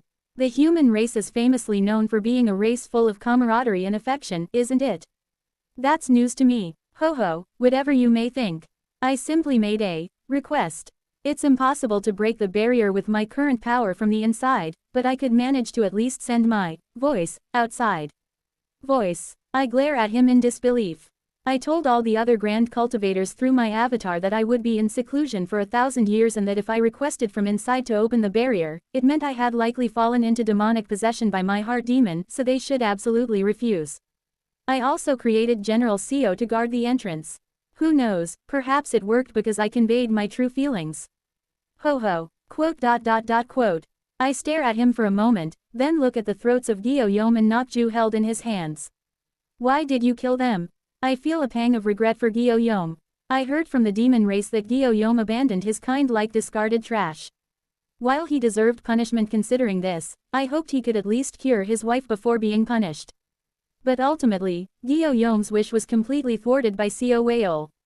Seo Whale smiles brightly. It's just a trivial joke, Taoist Seo. What difference does it make if a few bugs live or die? Quote. I don't bother to argue and just glare at him. There's no point in arguing with a heartless being. Instead, I mock Seo Whale. How unfortunate for you. Wo Wang. Far away in the distance, the morning sun is rising from the east. Given the size of the bright cold realm, I don't understand how this is possible. But the sun and moon rise in the east and set in the west every day, and it is clearly morning now. As the darkness of the waning moon washes away, and with no shadow to conceal, the entrance to the storage scroll of Lofty Dragon True Person closes. Why did you come all the way here? You won't be able to do anything even if you have come. Keying. I surround Seo Whale's body using the bodies of the mystical scaled fish commanding sect disciples. I intend to reverse corrupt him using the mysterious bizarre GU. However, Seo Whale smiles warmly. Didn't you see something when you entered Lofty Dragon True Person's otherworld, Taoist Seo? The storage scroll of the Envoy of Health and Care. The place you entered isn't just an ordinary storage scroll. From the integration stage onwards, it's common to carry items in one's own domain, so why would someone like Lofty Dragon True Person need a storage scroll? Wo Wang. As I watch Seo Whale extract something from the corpses of Nokju and Gyo Yom, I activate the mysterious bizarre GU while he rambles on. Mysterious bizarre GU, reverse assimilation. Chi. After sealing his 10 directions with the mysterious bizarre GU, I invade him. However, Seo Whale just smiles calmly.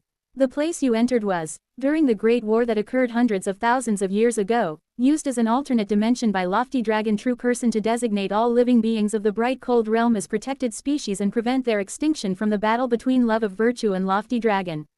After teaching the concept of health, Kong Ning to the beings of the bright cold realm, Lofty Dragon True Person allowed anyone who understood this concept to enter and become protected.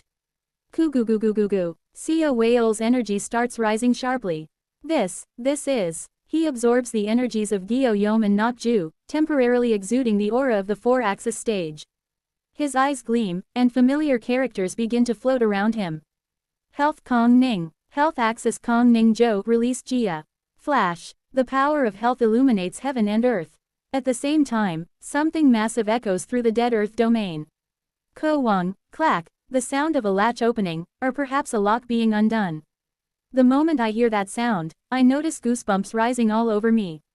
This bastard. The entrance to Lofty Dragon True Person's storage scroll had already closed, but Seo Whale has reopened it. He's coming in here. You won't pass easily. I use all my strength to erode his mind with the mysterious bizarre GU. But at some point, I feel my connection with the mysterious bizarre GU fading. Ho, this spell, I've heard of it before. Wasn't it created by the Earth tribe of the True Devil realm to resist the assimilation of the heavenly fiends from the Blood Yin realm? I see Seo Whale's smirk. Apologies, but mine is not some primitive low-grade assimilation or parasitism like the heavenly fiends. It will be difficult for you. Ho. At the same time, my vision goes black and I feel the connection with the mysterious bizarre GU completely severed. Among the mysterious bizarre GU that have entered Seo Whale, control over all of them is lost, leaving only the sight and sound of one GU. He has absorbed my GU and made them his own. Why did he leave the sight of just one GU? And soon, I understand why. Splash. Seo Whale plunges into the celestial pond. Simultaneously, he skillfully navigates the illusionary formation by reading the constellations. This bastard. He left the site to make me anxious on purpose. I ponder, feeling a surge of irritation at Seo Whale's intention. But it's not that big of a deal. Even if Seo Whale reaches the care layer, I am sealed. Presumably, even Seo Whale can't do anything about this lake water. The lake water nullifies physical force tremendously and also has significant resistance to spiritual power. He absolutely can't enter this water. He can't come in, so what can he do? Aha, so you were sealed within the clear tears, Ching Lei. What? I feel goosebumps all over my body. Seo Whale speaks through the remaining mysterious bizarre goose vision and hearing. This is going to be quite bothersome. But the way to nullify the clear tears is surprisingly simple. If I make a hole at the bottom of the care layer, the clear tears will naturally pour down to the lower layer, and you can come out, Taoist Seo. Chills. I grind my teeth at the thought of the worst-case scenario. See a whale, this bastard, right now. Ah, so you're curious about how I read your thoughts. Step. See a whale breaks through the illusionary formation in an instant and reaches the gate entrance marked with the plaque, Scroll of Lofty Dragon True Person, the Envoy of Health and Care. Creak. Upon reaching the entrance, see a whale begins to manipulate his face. His face twists and transforms from blue-haired Seo Unyun to the complete face of Seo Whale. Except for the lack of horns, he is now completely Seo Whale. Don't worry, Taoist Seo. You'll understand soon enough. Ho ho ho ho. I feel a chill as if I have fallen into an ice cave. Since becoming a ghost king, I have never felt so cold and had my spine tingle like this. Does he really know all my thoughts? Tingle. Feeling a prickle from deep within my heart essence, I collect my thoughts. No, I can't believe all of Seo Whale's words. I always like to tell the truth. Don't be swayed by his deceitful words. With the prickling sensation in my heart essence, I ignore Seo Whale's words. Then, I inspect all the mysterious bizarre GU connections and make my consciousness as dormant as possible. After that, I accelerate my consciousness with ultimate pinnacle and ensure that the waves of my consciousness do not leak out by using the wonderfully mysterious innate heart cannon before I organize my thoughts. Is he following my accelerated thoughts? No, he's not. He can't read all my thoughts. He can only read the parts that are strongly expressed. Whether it's through the mysterious bizarre GU or Yuan Yu's blood body, even if there is a reason he can read my thoughts, it's not perfect. And then, as Seo Whale walks through the water flow layer, he speaks to me again. Interesting, Taoist Seo, why don't you give it a try? I can read everything. His words are certainly chilling. But the closer he gets to me, as he draws near. Should I say it's a sense of vigilance? From deep within my heart essence, the prickling feeling grows stronger. And because of that prickle, I begin to doubt Seo Whale's words even more. Can he really read everything? If he could read everything, why would he need to threaten and instill fear through words? He could just silently read my thoughts. When the liar Seo Whale says he is telling me the truth. Is it true when he says, I can read everything? No, somehow, as the prickling sensation grows stronger, I begin to better understand Seo Whale's tactics. I'm becoming more certain that he can't read everything. Judging by his behavior, it's clear he's reading my thoughts by some means. But one thing is certain. He can't read everything. In that case, I operate the wonderfully mysterious innate heart cannon, making the waves of my mind complex and filling my consciousness with countless trivial thoughts. Try reading all this. Zing. I want to eat general so looks like full why does the main bodias face look like that supa had with kumyan was delicious why can't they understand my aesthetic sa whale beggars foot like a kingman he weta so whale secret did the main body reality attentive so whale and the madler door red sweet and sore pork together with the fight or not fight speaking of which the middle realmus food culture hasn't really developed much. After floating a multitude of useless thoughts on the surface of my consciousness, I hide the real secrets. That guy, Seo Whale, he gives me the chills. I think while taking a deep breath in the Xiaji worship layer. The Xiaji worship layer is dark. However, the darkness of the Xiaji worship layer seems to be getting absorbed by my dream body, and my field of vision is expanding. I am waiting until my vision is fully restored. While Seo Li blocks Seo Whale from reading my thoughts, I need to achieve something in the Xiaji worship layer. After some time, Seo Whale reaches the end of the water flow layer and is ready to ascend to the Tao departure layer. At the same time, I realize my vision is completely restored. This is the Xiaji worship layer. Ooh, somehow, an eerie yin wind is howling ghostly wails. I open my mouth in amazement as I look at the huge things in front of me. The Xiaji worship layer feels more like a warehouse, rather than the small worlds the other layers resembled.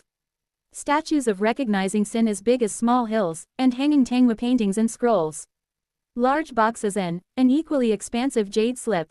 Wait, where I'm standing. I realize that I'm not standing on the ground but on top of a desk.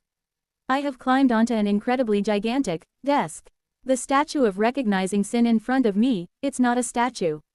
It's a kind of recognizing sin seal, fit for the body size of Lofty Dragon True Person. Upon closer inspection, this isn't a warehouse. Rather, this is an office. It resembles an office where someone conducts official affairs. And I feel this place wasn't used by Lofty Dragon True Person. Lofty Dragon True Person's body occupies one of the largest lands in the Earth Tribe territory. The entire True Dragon Alliance is essentially Lofty Dragon True Person's body. This office is large, but it's far too small to contain Lofty Dragon True Person's entire true form. Without looking further, I fly towards the enormous jade slip on the desk to gather information. Fortunately, I can use the flying escape technique in the Xiaji worship layer, so I reach it quickly. Operating the wonderfully mysterious innate heart cannon above the jade slip, I envelop it with my consciousness and begin reading it. This jade slip is. My eyes sparkle. It's written in the language of the netherworld, which I learned from Bai Yul when I made the ritual worship scripture of wealth virtue my own. It's written in the language of the dead. I read the contents of the jade slip. This is. The jade slip is none other than a will. Seat holder of health Kong Ning Zuo Zhu, Deputy Judge, Si Shi Pan Guanzhong, Ancient Force True Lord, Gu Li Zhenjun, Hanyang, Jia Ning, speaks to lower seat Great Net Immortal Lofty Dragon. Ziying, Kuarg, name. The moment I hear that name, I feel an excruciating pressure crushing my mind. I have to endure. It feels like I'm going to be devoured immediately. KK, Kekuik. Simultaneously, I steady my consciousness and strongly link the axis of wealth from Xiao Li's body to mine. The attraction force of the axis prevents my consciousness from being dispersed and obliterated. Huff, hua, hua. When I regain my senses, I realize that Xiao Wei'ol has already crossed half of the Dao departure layer. And around me are countless blood inscriptions written with the fingers of my dream body. They contain vast knowledge and formulas, and I instinctively know what they are as soon as I see them. Ah, I see. The 4-axis stage cultivator living in the human race's protected area. While recalling memories of the immortal art, he believed some entity was resurrecting within him. Indeed, he even spewed out a handful of strange stones from his belly and sealed them.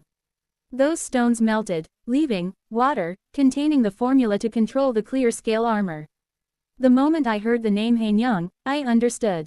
That was the entity believed to be resurrecting within the 4-axis stage cultivator. And simultaneously, I feel a deep sense of relief and fear. Hanyang cannot resurrect. He was entirely, utterly obliterated, making resurrection impossible. The moment I accepted this knowledge, I understood. It's a truth only I could understand having faced numerous true immortals and survived. And simultaneously, I can also deduce the state of Qiangmen Ryong.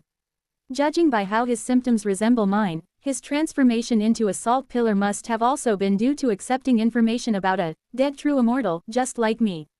The existence known as the owner of Salt Mountain will not revive through Qiangmen Ryong. He too is an existence utterly annihilated like Hanyang. Of course, the difference in reaction to the owner of Salt Mountain turning his entire body into a salt pillar upon sight and mine is not only due to the difference in cultivation between me and Qiangmen Ryong, but also because the entity known as the owner of Salt Mountain holds a higher rank than Hanyang. In that case, the head realm harbors an existence higher than the deputy judge, and Qiangmen Ryong glimpsed the traces of that existence. While I feel relief regarding Qiangmen Ryong, the information makes me even more fearful about the head realm. I stare at the formula I have scattered. Although I can't figure out what it is, I barely suppress the desire to devour the formula, deciding instead to finish reading the jade slip to gain more information. The god of the underworld has commanded the selection of a tribunal to assist in the battle of the vast cold heavenly lord. The members of the tribunal are familiar faces, even to you, Lofty Dragon. Chief Judge Shou Shi Pan Guanzhong, Nether Devil True Lord, Mingmo Zhenjun, Yu Haote, Love of Virtue.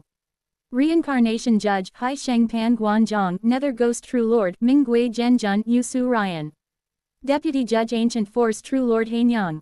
These are the seats that are part of the tribunal, and Purple Gold Heavenly Lord, under the orders of the god of the underworld, has struck the owner of light from behind and escaped to join us. Gra. Names. The names of distant entities pierce my mind. Enduring the pain that feels like my head is being torn apart, I gasp for breath while drooling uncontrollably. The agony is far worse and terrifying than when I had my testicles removed or when I consumed poison that caused pain to amplify 60,000 times. A terror envelops me, as if the very essence of me will be devoured by the names. However, perhaps due to the resilience built from meeting numerous true immortals, or maybe due to the slight resistance developed after reaching the 4-axis stage, I barely managed to avoid disintegration. Madness. My hair has turned white from the ordeal. It's proof of how terrifying the pain and pressure from the names were. Xiao Wei'ol is approaching. Gritting my teeth, I continue reading the jade slip.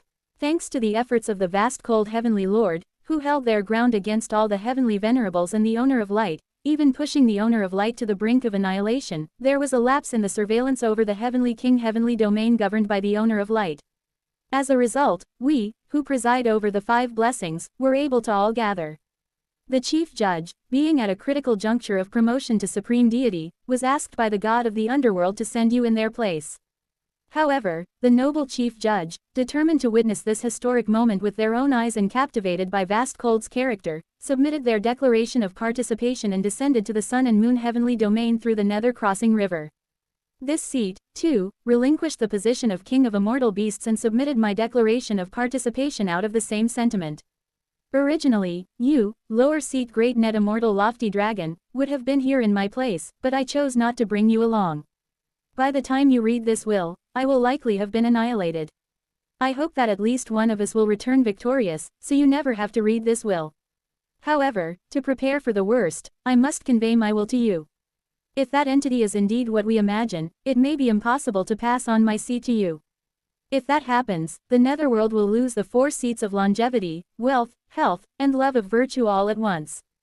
Such a power vacuum in the netherworld will be catastrophic. To prevent this worst-case scenario, I leave this will hoping for you to become my successor and inherit the seat of health. Lofty dragon, you were my most faithful subordinate. I entrust you with the netherworld's law book, my office, my crown, my judicial pen, my seat, and my will. If we fail, this will naturally be passed on to you. Come to the sun and moon heavenly domain. The attraction force connected to my seat is linked to this will, so not even they can prevent you, my successor, from inheriting my seat. Lofty dragon, my subordinate is dear as my child. If I perish, you must assist the heavenly venerable of the underworld. That is the end of the jade slip. Cuck, Kaohaic, I am lying on the ground, spewing blood like a fountain from my 7 apertures. Having encountered so many formidable entities, I am on the brink of death.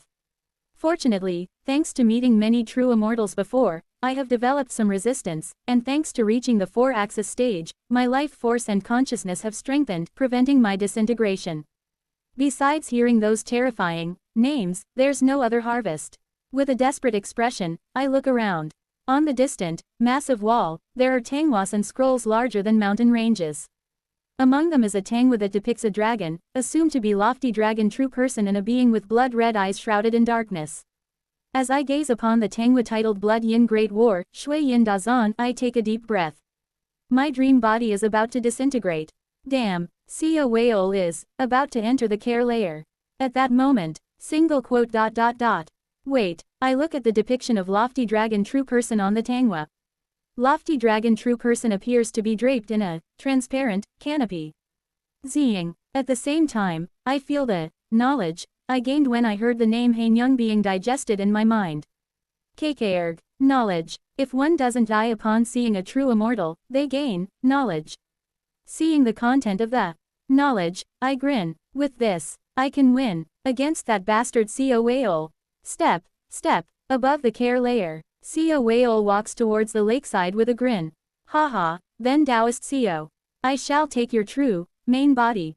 It's when he reaches out and focuses his attraction force. Shwarararara. The lake water begins to surge. Swoosh. And then, the water crashes down on Sia Weol like a waterfall. Ku. Sensing the danger, Sia Weol quickly steps back from the waterfall's trajectory. Quote ... How did you escape from the clear tears, Taoist Sio? He glares with reptilian eyes at the Ghost King emerging from below. The Ghost King opens his 18 mouths and laughs. Did you call this clear tears, Qing Lei? Yes, since this lake water is the tears of the immortal beast Zaiyaji. I see, so it was one of the legacies left by the ancient Force True Lord for his subordinate. The Ghost King laughs, his eyes burning with ghost fire. This is not only called clear tears, but is also known as clear scale armor Qing Lin Jia. Chua. Now then, let's have a proper fight, Sia Weol. Swoosh. The lake water gathers in the void, encasing Sia Weol. Without any resistance, Sia Weol is sealed. Translator notes. Sio Li's thoughts. I want to eat. General Sio looks like an idiot. Why does the main body's face look like that? The soup I had with Kim Yian was delicious. Why can't they understand my aesthetics? Sia Weol, that beggar's foot rag. I like Kong Min Hee. What's Sia Weol's secret? Did the main body really get eaten? If sea a whale and the Mad Lord ordered sweet and sour pork together, would they fight or not fight? Speaking of which, the Middle Realm's food culture hasn't really developed much.